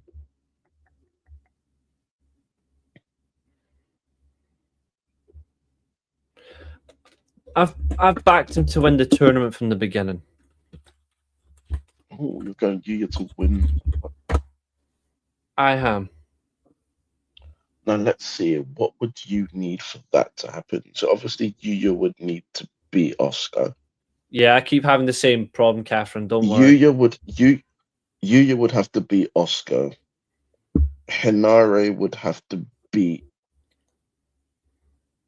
Wait, Hinare would have to beat Callum Newman, and Gabe Kidd would have to beat Ren Narita for that to happen. That's what makes it such an interesting block choice to win. That's why I'm going for it. Right then, semi-final 1. Yes. There's no playoff. It's just straight to the semi-finals. I'm trying to think. What should we determine semi-final 1 as? Block A winner. Okay, that's how it is. It's block A winner versus block. Is it not block A winner versus block B runner up? Yeah. So I'm actually interested to see what you've gone for here, because you've completely thrown me off with your winner. Yeah, Abel says Avengers Doomsday tickets advance 14th of August. See, I'm just waiting for it. I'm not going to buy advanced tickets. I've got little to no time for it as well. Your block B winner is completely thrown me off, so I'm interested to see who have you got for block A run. Who have you got for block B runner up? I had a feeling that you'd look in on that one. So, Abel's got Takeshita versus Yuya as his first semi-final. Okay. Abel, you need to tell me who's your winner and your loser.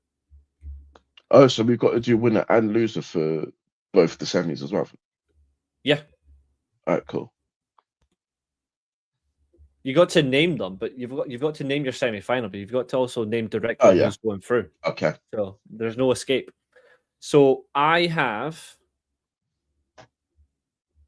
Abel's got Yuya to win. Okay, that's fine. So in red,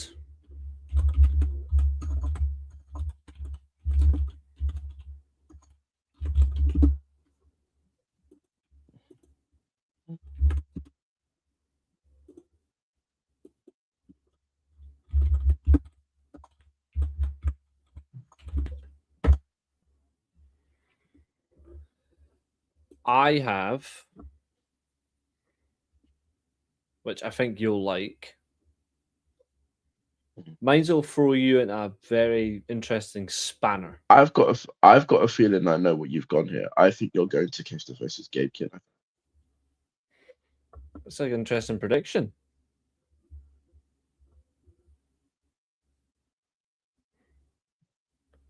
You know, it's funny. You're spot on. Yeah. Because I know what your final is because you've been so set on it since the beginning. And I know that you're a man of honor, so you're not gonna deviate from that. No, I'm not. I have Gabe Kidd to make the final at Takeshita's expense. Which I guess also makes sense because last year it was Takeshita that injured him. Yep. No worries, Peter. Abel's semi-final is Drilla Maloney versus Suji. Wow, Suji to win. Wow. Very, very brave. Yeah, he is very brave. He is the champion to make the final. That will make me very angry if that happens. Yep, same. Which is worse because we are Suji fans, but we are also purists. Because it should be a title match. We said it doesn't. Yeah, we said it doesn't work when Liv Morgan got to the final of the Queen of the Ring. It doesn't work here either. Yeah. The only way it works is how AEW do it, where the title's on the line in the continental tournaments. That's my thing. It should be. It should be that, but it won't be. I'm going to put these. There we go. Purple. Actually, technically, yeah, purple.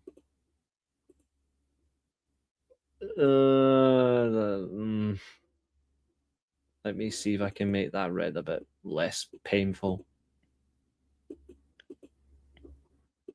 There, leave it like that. Pink. Oh, the background color, yeah. We'll make it different. Tournament prediction lock-in is electric pink. Nah, yeah. That's worse.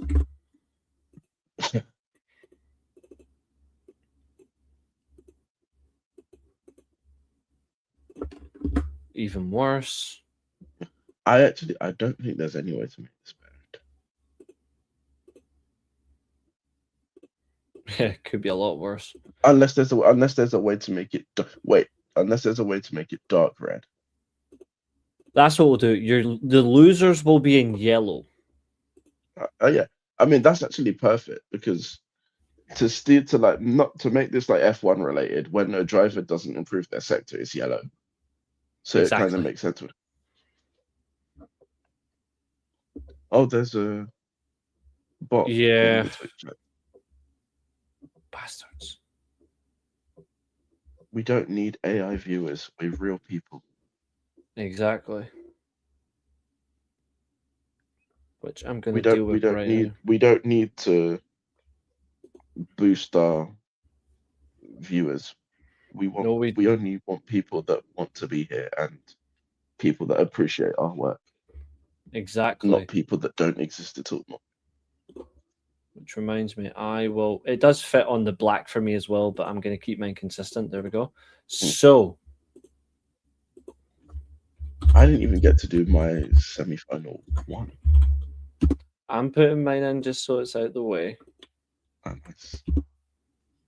Because, like you say, I am a man of honor. Yeah.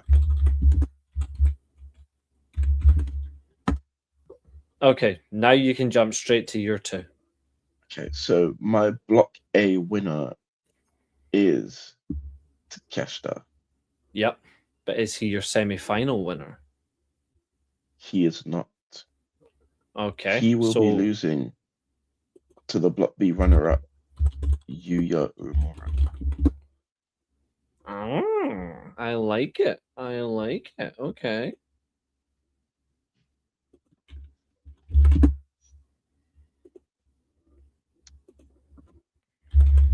Which is interesting because if you look at the dynamic, that's very strong. And your second... Yeah. Actually, I'm going to put all of that in... I'm going to put all this in black background, actually. It just works. And then I can put these...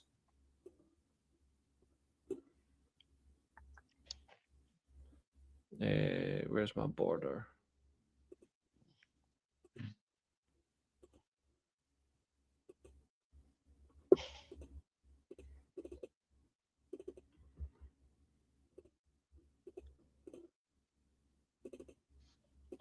There we go. Much better. Now, this is the one that I'm the most unsure about.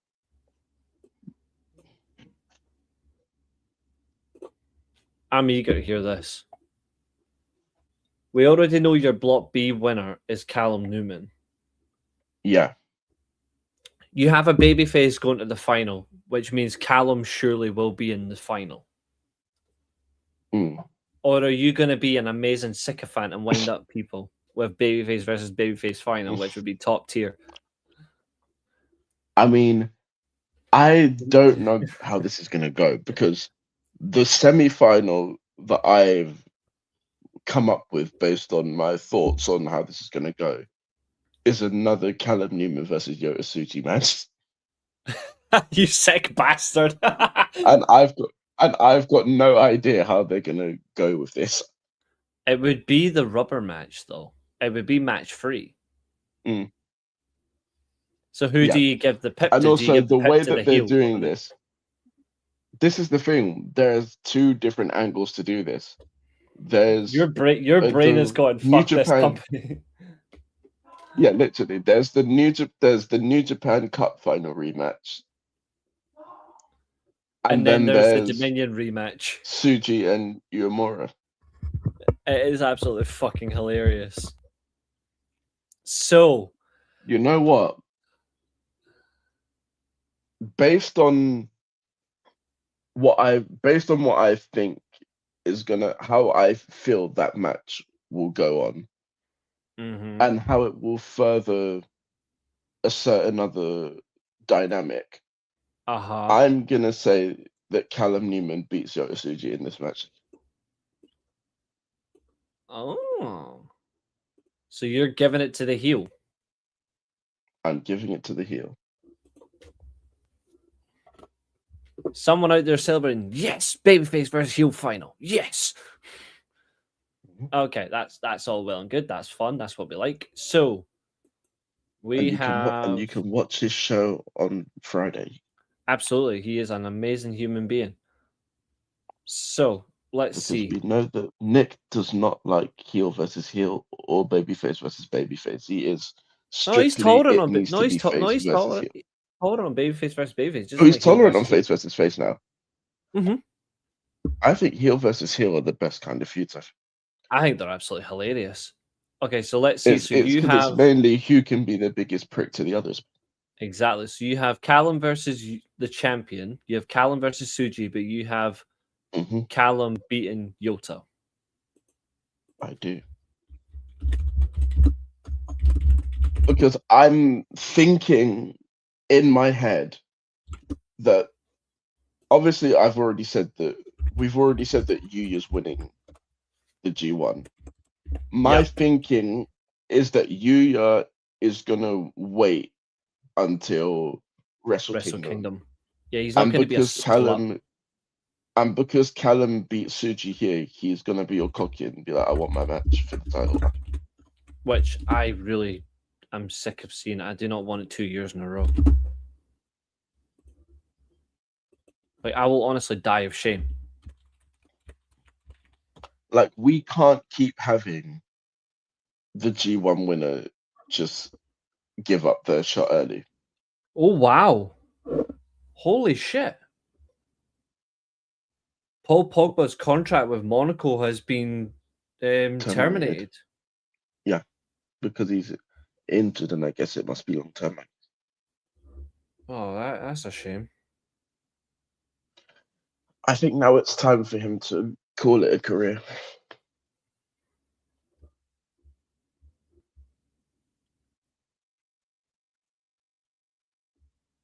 Yeah, I feel for him. I really do.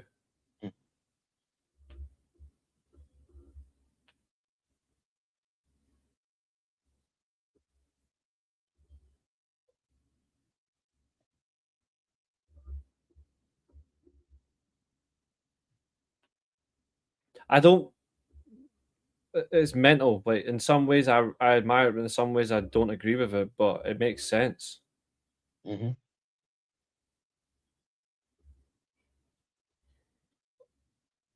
I mean, as I like to say in professional sports or any sort of profession, if you're not an asset, you're a liability. So you've got to get rid while you can. Yeah, it's a shame because in terms of ability, he's still an incredible player. Yeah. Even at 32, his ability is off the chain. Mm-hmm. It's just a shame that his body doesn't allow him to do it. It's just... Yep. So Abul also has Yuya Umura to beat Yota Tsuji. Mm. So as this is going, we all have the same. This is actually going to be very interesting. We've all said the same winner because you've also said Yuya to win the tournament. Yeah. And we've been saying this since end of last year. We've been saying this for a long time. Like, we're not just saying it for the sake of it. Yeah. Like, we've been very consistent on this. Mm-hmm.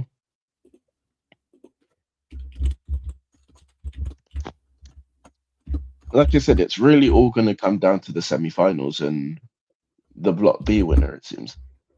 Yeah.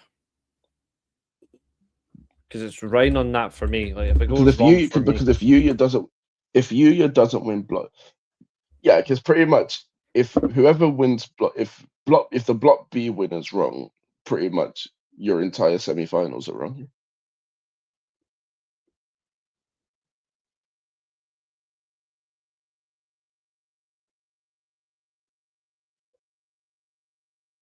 This is how fine these margins are here.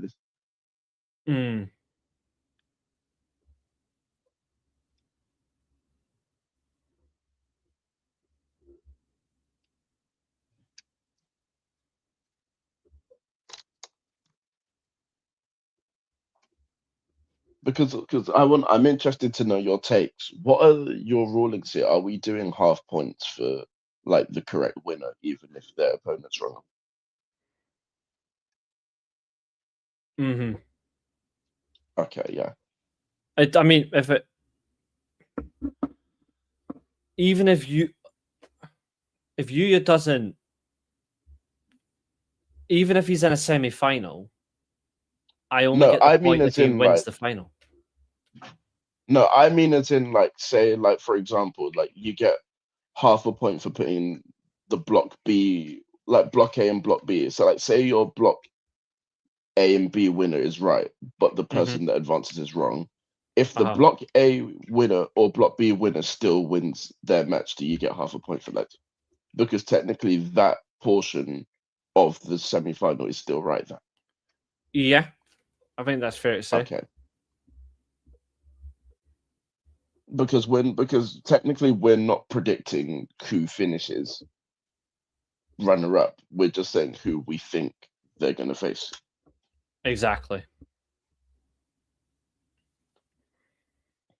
And that certainly bodes a very interesting question. And we won't find this out until this weekend. Yes, that is correct. So after 1 hour 55 minutes, that is the G1 portion of the review out the way, which is Yes. absolutely phenomenal. But as you know, we have another tournament to get into. Business is now really going to pick up in a different way. So we are now going to go through another special kind of tournament, which we've actually never covered on the channel yet, but we're going It's never to. happened before. On the, for the channel, no. The tournament, yeah. The tournament's been around for a long time. So we are going to talk about... First of all, I just want to put this image up on screen first because it's absolutely hilarious. That facial reaction. Yeah. So good. I'm going to add it into the StreamYard just now. I need to use my phone for this bit. Because we're going to talk about another tournament. Actually, I've got the community tab. I'll just open the community tab. Here we go. Because we've got the participants right here. So, by the way, have you seen that The Rock said that he's exploring a career in music? Yes. Did you see my comment about it? No, let me have a look. I gave him a different lyric to Sacramento. Oh, yeah. I saw that, yeah. Sacramento, lick my balls. Which you know for a fact he would do that. Yeah. I'd also like to give a massive shout out to Noah as well for the fact that they have their very first Singapore wrestler competing in the M1 as well, Chen. But that's excellent. The I remember G1, him from the NXT. M1 I don't does. remember what they did with it, though. Yeah, the N1 does start September 12th, and it runs until October 4th. And I have to say, in terms of as far as posters go for a tournament, this is Great poster. this is shit hot.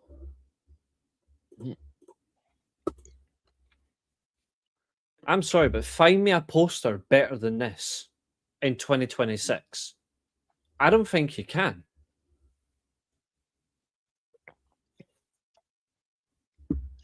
Especially for the participants, it's so well balanced. The most recent world champion, Shane Haste, Keno, Kaito Kiyomiya, Yoshiki Inamura.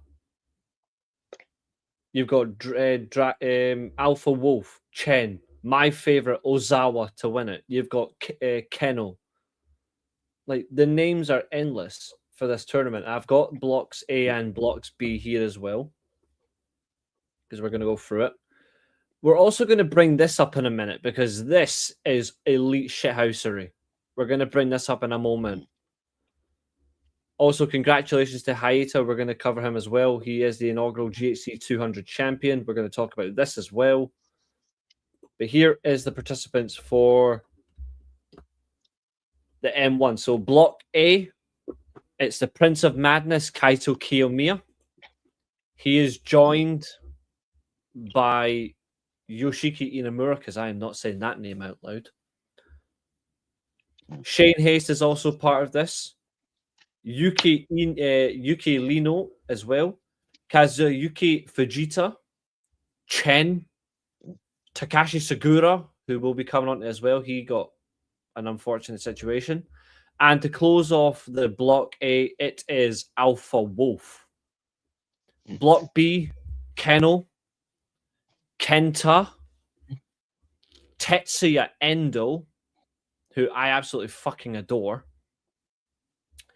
Manabu Soya, Kuga, Titus Alexander, Masa Kitamiya, who is last year's defending N1 champion, and he is joined by his Team 2000X teammate and boss, Ozawa.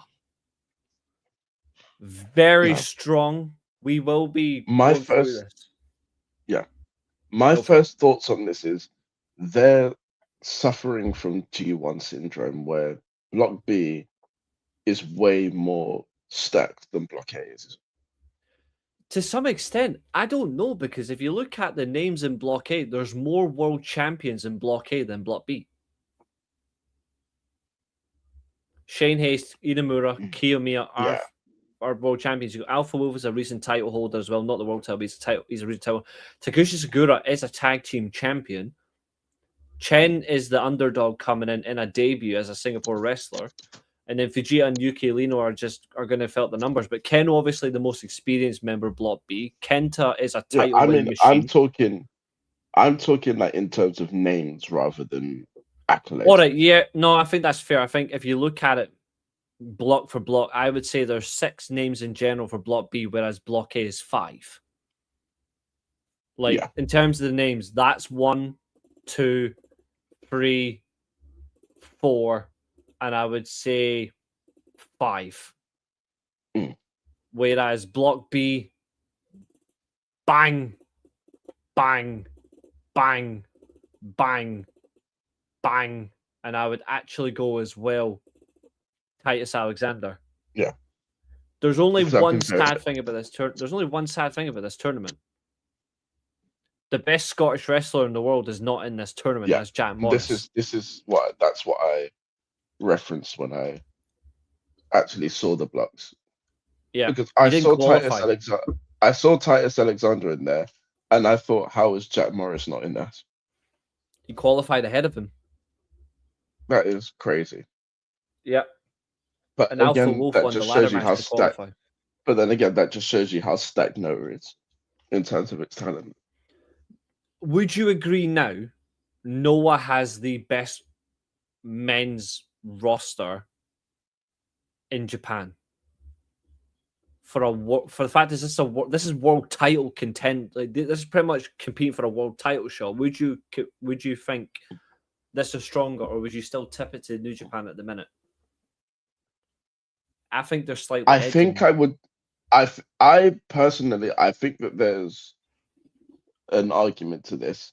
I would still tip it to New Japan in terms of the names, but I feel like Noah's like execution is better than New Japan's. Yeah, and we've been saying that for a long time. It's not just like we're saying it right off the buff. Yeah. I had to get a cheeky edit in, obviously, of Naito with the title. It looks better than the picture I actually had on screen earlier on. It actually makes him look sharper. Although I will say, since we're talking about male rosters, I actually do want to say keep an eye out for DDT's male roster, because I think that roster is very understated about how good they are. Oh, I agree with you 100%. I actually have been watching a lot of them recently. Because everyone like just associates DDT wrestling with comedy and chicanery and nonsense, but it's not. If you actually look at them wrestler for wrestler, their wrestlers can wrestle. Yeah, and they would give a lot of talents in the US currently a run for their money. Yeah, especially your so-called favorites. They're that good. Like for example, look at everyone raves about how good Takeshita is and how he's one of the best in the world. He's a DDT wrestler at heart. Exactly, and he always will be. Yeah, Kenny Omega did a lot of work in DDT before going to New Japan. And then you've got Chris Brooks as well, very good wrestler. He certainly did. Now, I want to make this thing very interesting. So this is actually a 4-night. This is technically a 4-night event. In fact, I would actually go as far as to say, if we're talking about DDT male roster talent, I would actually go as far to say right now, Chris Brooks is better than Zack Sabre Jr. I agree completely. I don't see any harsh prediction in that at all. We are just to make it very clear, folks, we are only reviewing night 4 because that's the one we're discussing. And what I mean by that is Noah does this very interesting thing where they have something called the Odyssey Tour. And the Odyssey Tour is split over 4 shows throughout the year. So we had the first show back in January, and that was Inamura versus Kitamiya for the title. That was the main event. Yeah. The second event was only 2 months ago. That was Shane Haste versus Tetsuya Endo, which was a phenomenal match. All these shows are at Korakuen Hall, which is even better. Yeah. Which we're going to talk about in a minute. Yeah. And this is night 3. But night 4 hasn't been announced. In terms of confirmation, night 4 isn't out yet. So we're doing night 3, sorry. Yeah. And honest to God, in terms of pure wrestling, I'm very excited. Me too. We're really gonna kick into it. So we've got obviously a shock heel turn to talk about that happened the following night, but we have got 11 matches to review. Yeah. The first match, of course, was an 8-man tag. It's Team Noah taking on. So this Team Noah represented, by Atsushi Katogi, Hajime Ohara, High 69, who's a giant weapon, and Muhammad Yone. They defeated Alejandro, Dragon Bane, Katsumi Inahata, and Shuji Kondo. I thought this was such a good laugh, considering the fact it was an 8-man tag. It was not easy, but I really enjoyed it. I really enjoyed it. It was a good way to start the show. Yeah. But what did you think? And again, I want to say firstly, again, this is another area where I think that Noah does better than New Japan, is where they make their prelim matches, they make them actually mean something in terms of the entertainment value and the actual wrestling that you see. Mm-hmm. It means more when you see it in Noah compared to New Japan. Agreed. And that's not easy either. Because I think that this match, yeah. But sorry, it's very easy to just look at this. Yeah, it's very easy to just look at an 8-man tag that kicks off the show and to say, oh, this is just like a nothing 8-man tag to get people on the card. But then when you actually watch this match, the actual wrestling ability that you see is top notch. Mm-hmm. And there's so many different dynamics and genres of wrestling that you see in this one match, and it all just meshes together very well. Mm-hmm. Exactly. This is a 2-night event. Obviously, Legacy Rise is what this is called. This is a 2-night event, but obviously the second night is what we'll be coming on to later on. But here's an interesting thing. I don't really care for cage match, but I want to have a look. This show has a 7.73, but it has 2 9-rated matches, actually. So then,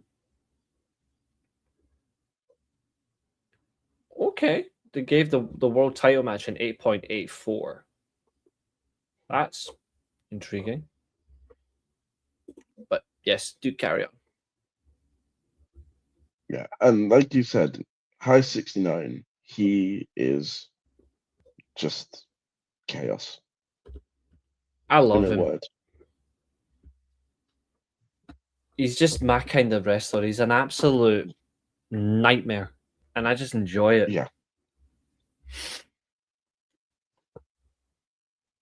Okay, we have next. They're just 2 enjoyable things. This is a 4-way tag team match. Kid Lycos and Kid Lycos 2, who are now officially leaving Noah. They've done their part of the tournament. Like they aren't leaving the company, but they're leaving the tour. They're off to do other things, but they're still part of Noah. But they've confirmed that as well. They defeated Bohawi and Ryusi, and they defeated Black Menso Ray and Super Crazy, and Midori Takahashi and Yoto Koyanagi, who we have praised several times this year already. Koyanagi. Again, another key point. They got this spot on. Yeah, they did. I think it's almost kind of weird that they're having a kid like us to leave off of such a good showing. Mm-hmm. But when they come And back, they'll just kill it. I definitely would like to see more of them when they do come back. Me too. I would And I build. also want to give, yeah, and I also want to give massive props to Super Crazy. Like after all of these years, the fact that he's still moving the way that he does is absolutely just crazy to see. No I pun would love intended. to know his secret, how he's still so agile. Yeah, Because it's madness. It is madness. We yeah. have the shortest match. You look Oh, around, you look around all the other promotions in the world. Their old guys can barely move, but yet you still see Super yeah, Crazy doing all of the things that he was able to do in his prime. it's so good. It is so good. Up next is the shortest match of the entire card. It is a tag team match between Daiki Odashima and Ita versus Team 2000X Yun Masuaka and Kai Fujimura. This is the GHC Junior Heavyweight title preview match between Ita and Fujimura. This match was 51 seconds because it ends in an absolute battering of a destruction inside the arena. It's a double countout. And all I'm going to say is thank you, Yeah, because what happened after that is the best way to promote a title match. The champion battered his opponent black and blue. He yeah. battered Fujimura and he took weapons to him. This is like the top Mm. babyface of the junior division, and he battered the heel opponent with weapons. Yeah. I loved it. What did you think of this short but sweet segment? I also liked it as well. It's a real refreshing change from the heel being the one that uses all of the weapons and Mm-hmm. attacks the champion. It's like the champion sending a message that they mean business and they're coming to win at all costs and just not mess around with whatever the heels do. Not letting the heel take the lead and get advantages and all of that stuff that you see in wrestling. Mm-hmm. And I think that's what makes it more special, is they took it so seriously. And Yeah, it follows up as well, because if you look at it, they did, in my opinion, what I love as well. The first match ended in a double countout. They then did the immediate restart because Ita's like, no, no, no, no, restart this match. And you can tell he's got so much pull that they did the rematch. So they restarted. It went 2.25 minutes. Sorry, just over 2.5 minutes. Sorry. Team 2000X got the win by DQ. And then because of that, it was just pure destruction. It was a destructive win by Team 2000X because Ita brutalized them. And it was great. And I loved the consequences that came from it. Up next, we have the first of 4 GHC 200 championship matches. All matches in this tournament to crown a winner is 200 seconds long. So this is 3 minutes 20 seconds. Your tournament participants are Hayata, Masakitamiya, Tetsuya Endo, Amakusa, Alpha Wolf, Keno, Kaito Kiyomiya, and Yoshiki Inamura. Now, one of these matches is controversial, and we are going to talk about it. But we're going to get to the first one, which is Hayata defeating the chairman Masakitamiya by pinfall. Sorry, by countout. Sorry, it was supposed to be pinfall, but he got a countout win instead. 1 minute 33. Your thoughts on this?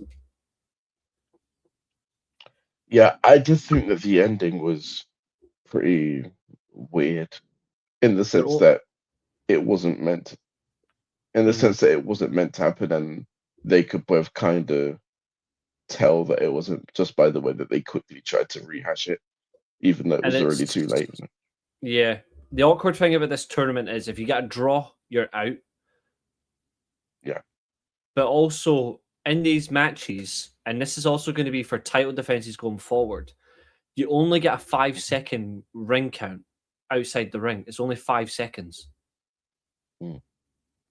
I get it. That ties in with the whole point of it being a speed match, but the only problem I have with this tournament is 3 minutes 20.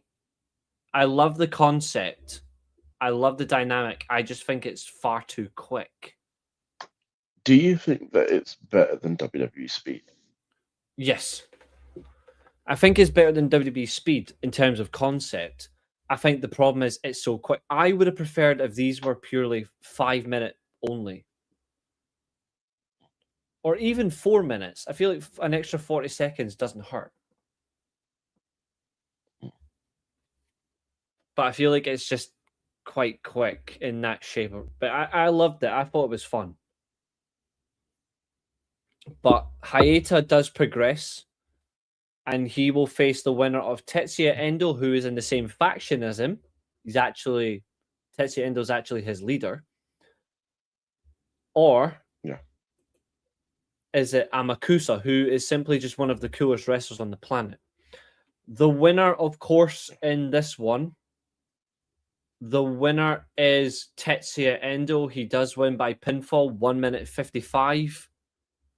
Out of the 4 matches, it's the only one with a decisive win. Because count out, I'm not going to count as decisive. But a pinfall is straight up decisive. But this was excellent for a less than 2 minute match. This was excellent. Yeah.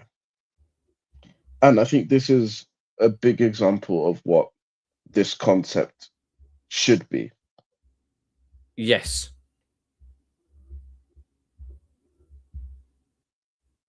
Just 2 wrestlers going out there and doing their best to just win the match from the get-go. They rattled each other's cages. Like they set out to hurt each other, and I loved that. It's not the most brutal of the 4 matches though, but I absolutely loved how this was. I cannot say any more about it in a way that does not do it justice. But it was really good. It was really good. Up next is the Prelude to Chaos. It's a 6-man tag. It's Team 2000X Ozawa, Tadazuki, and Takashi Sugura taking on Passionate Rattels, Manubu Soya, Yuki Lino, and the returning Yohai after 320 days. Team 2000X, of course, ruins the return of Yohei. But little did we know that 24 hours later, Yohei would have a very different last laugh. So this match, we're going to discuss that match, and we're going to talk about that interesting last laugh. But in terms of the match, I thought Yohei's return was excellent. I thought the crowd were so up for it. The crowd really got behind the baby faces. But it doesn't matter who he's up against. You just cannot dislike a Ozawa match. Yeah. Like, he is... MJF says he's a generational talent. Just show MJF a match involving Ozawa and he'll change his mind.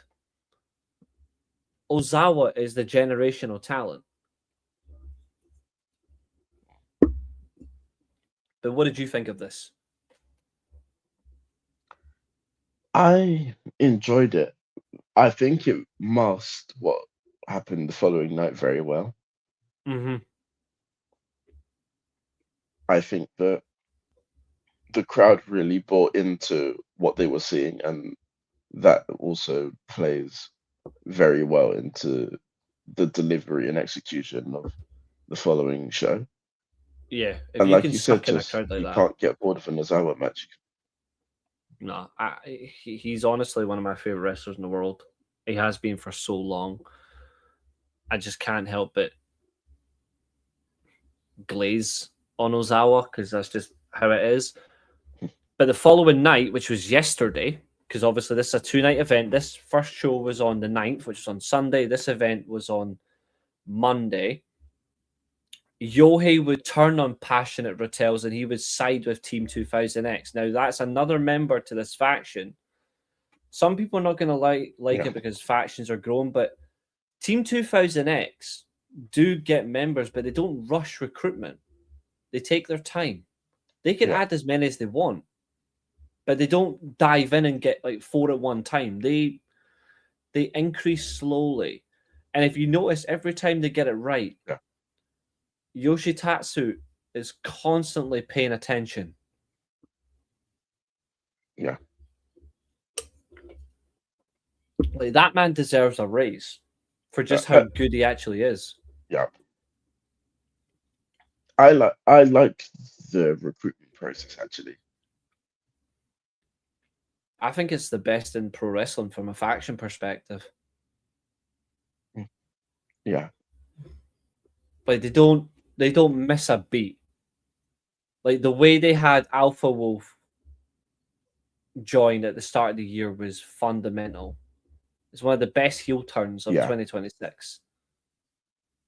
Masa Kitamiya joining them in a brutal sense was great because it sparked Inamura, and he eventually going, but I'm just going to give you the title shot so I can make sure you're getting nowhere near me. Now you've got Yohei, who's been out for nearly a year, and he joins them less than 24 hours after losing to them. But it's the way he does it. It's just it's sneak attack, cost effective, and it's smart and it's good business. And shout out to Noah for doing this. Honestly, like, their creative is so superior to. I actually think I'm going to say I still think they were my promotion of the year last year. I'm going to go a step further. I think Noah are the best booked company in 2026. I think they are. I think they're the best booked company. Compared to TNA, who are the fucking worst, obviously, but I think TNA are actually worse than WWE when it comes to booking. And WWE, their standard of crap is something else, but TNA made me hate them. WWE just makes me sick. Up next is the third of the GHC 200 championship matches. It's Alpha Wolf versus Keno. And this is a bit of an odd one because I loved Keno being named in this tournament, but I disagreed with it because he's a marathon guy. He does long matches. He doesn't do short ones. Like, the commentary literally said it. He is the Iron Man of Noah. He does 60-minute matches. He does 45-minute matches. He does long-winded 30-minute brutal wars. To put him in a sprint, it doesn't work. And then you have him draw with Alpha Wolf. Now, it protects Alpha Wolf as well. Don't get me wrong. And it does protect Keno in a way. But neither man needed protecting. Alpha Wolf should have won this. Yeah. Simply because this isn't Keno Stars. Yeah, so I will, as much as I'll praise the match, and I will because it was a good 3-minute 20 as it is, I just disagree with the fact that they chose to protect both men. Put the heel through. Yeah. But they didn't. They put... Although one thing I will say is I did like how they kind of split up the tournament matches with other just like normal matches that aren't tournament related. I did think that gave a proper breather to the tournament matches so that it wasn't like one after the others. Yeah. Like, you had the first two, then you had the 6-man tag, then you had the other two, and then there was no title match until the semi-finals and the semi-finals and the final of the following night, which supposed to be, but that wasn't the case because the fourth and final match of round 1, which is technically the quarterfinals, they were all quarterfinal matches. Kaito Kiyomiya versus Yoshiki Inamura also ended in a time limit draw. And the way this match went, again, wrong result. I'm a big Kiyomiya fan. I like Inamura, but I'm more of a Kiyomiya fan than I am Inamura. Inamura got robbed. Yeah. He also should have won. And this is where it gets confusing and controversial, and I have to call it out here. The commentary said it's a time limit draw, but then they went back and said, no, Inamura's advancing because he KO'd Kiyomiya in the time limit, to then reverse the decision and say, no, it's a time limit draw. So therefore, your final is two faction members that are both babyfaces in Hayata and Tetsuya Endo. Yeah. It makes no sense. But they said no, the Noah, like the Noah Championship Committee and Creative and all that, and the powers that be have said no. Yes, Kiyomiya was KO'd, but it was after the time limit expired. So I'm like, so okay then, but why have two draws? And why does it have to be in the same block?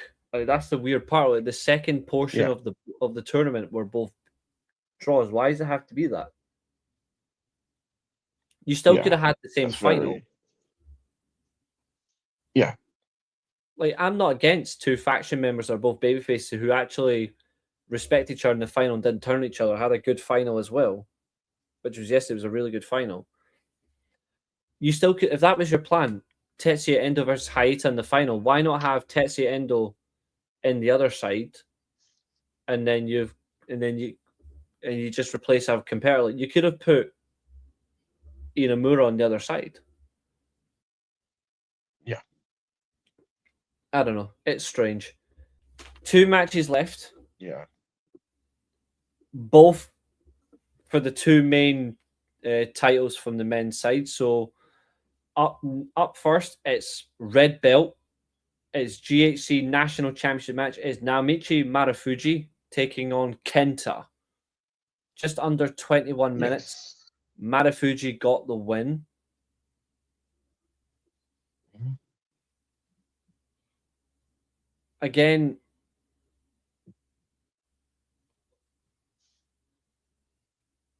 I don't know much more you can say that hasn't been said about this match because so many people have praised this match. The only thing I'm not sure of is, did the right man win? I don't know. I think that's the only thing. That's what I was thinking. The match was that I'm good. struggling to see. It's a weird one where neither wrestler really needed to win the match per se because they're both already made men. Exactly. To the point where you look at who's won, you don't really know if it's served any purpose. Yeah. It's got me confused, that's for sure. It almost felt like it was just a match for the sake of having a big match on the card. But yeah, it did defeat expectations in terms of that, where it ended up being a serious prelude to being best match of the night. Like, it gave the main event something to go and, like, we've done this, go and top us. Yeah. And Marufuji does get a decisive win as well. Like, he does pin Kenta in the middle of the ring. And shout out to Kenta as well. Like, Kenta, obviously, this year, he lost his title at the end of 2025. He comes back to Noah, wins the title quickly, and then he does drop it. He takes the title from Kaito Kiyomiya. He ends Kaito's 3rd reign. He then loses the title to Inamura. And then, of course, Inamura holds the title for a short while, and he drops the title to Shane Haste. But Kenta's went through this period where he's held no belt, but he's still the leader of White Raven Squad. Yeah. And because of what happens in the main event, White Raven Squad have no titles. So that's an interesting dynamic for their faction as well. But I'm wondering where Kenta does go next. I don't know. He might drop into he might become a tag team champion with Shane Haste, who knows? But I'm eager to see. It's going to, obviously, both men are in the M1. Yeah. We'll see who does better there. I think it's probably going to be Shane, if I'm honest. But in terms of this match and then direction, what do you think for Kenta and White Raven Squad?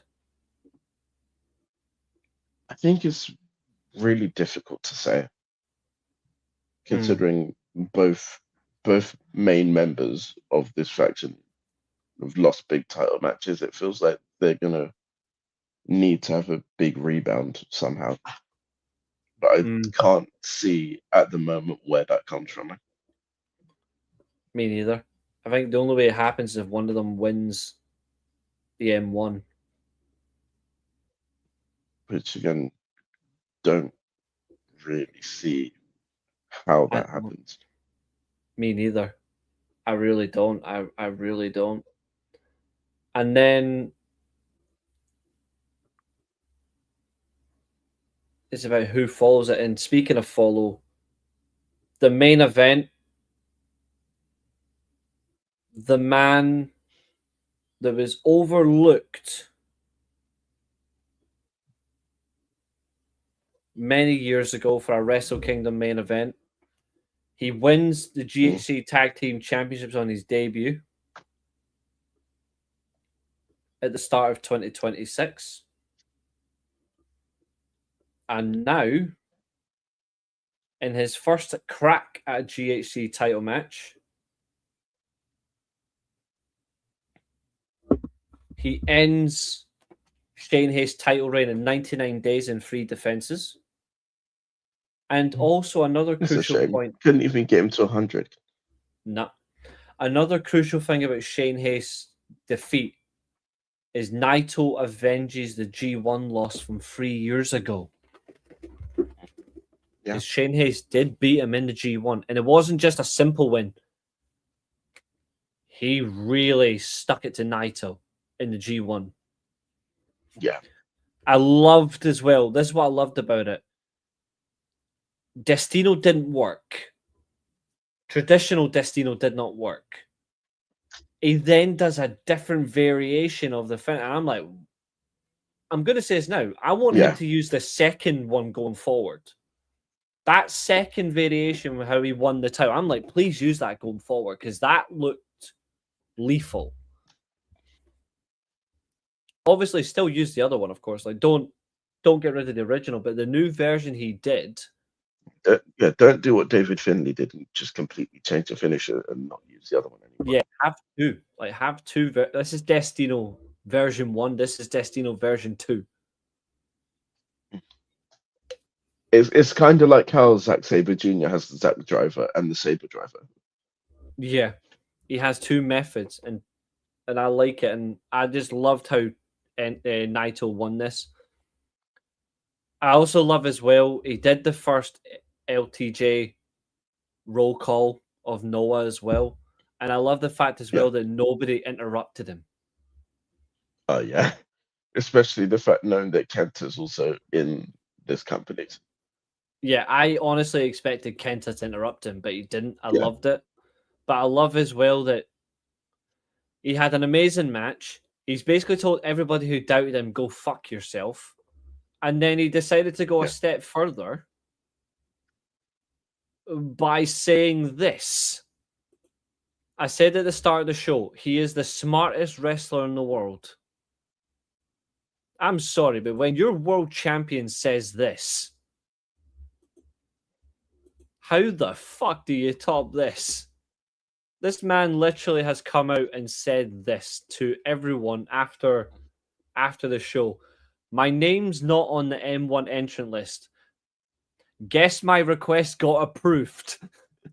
I want Noah pushed to number... Absolutely brilliant. I want Noah pushed to number 1 in this industry. New Japan holds Ryogoku in October 2. Champion versus champion. So let Noah crown his own number 1 and send him to face me under the same conditions. The gap between the two companies will show up clearly. I'm attendance numbers alone. That's exactly why skipping M1. Don't take us a step back. This is a step forward for Noah too. Not at Shimizu Marine Building, but I'll see you all August 23rd in Kawasaki. Adios. Yeah. And he actually went one further. He said adios, and then he did this. He fucking smirked. He fucking smirked. Yeah. He is, without a shadow of a doubt, the smartest man in the world. And I have another thing as well that was absolutely fantastic.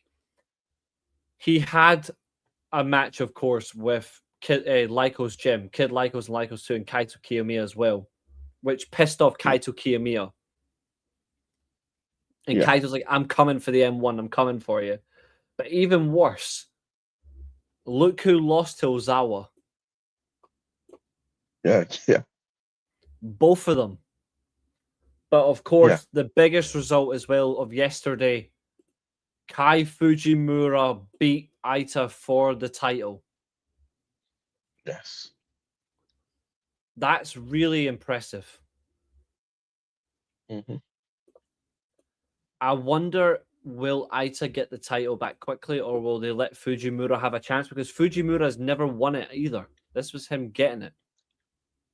I think that considering this is his first reign, I think that this is where you kind of allow him to have a run and see where he is in terms of a champion. Yeah. Like, let's actually give him a chance to be a champion, and let's let him see what he does, because Yeah, he's always been the nearly man, and it's a shame yeah. because he's far more talented. Mm.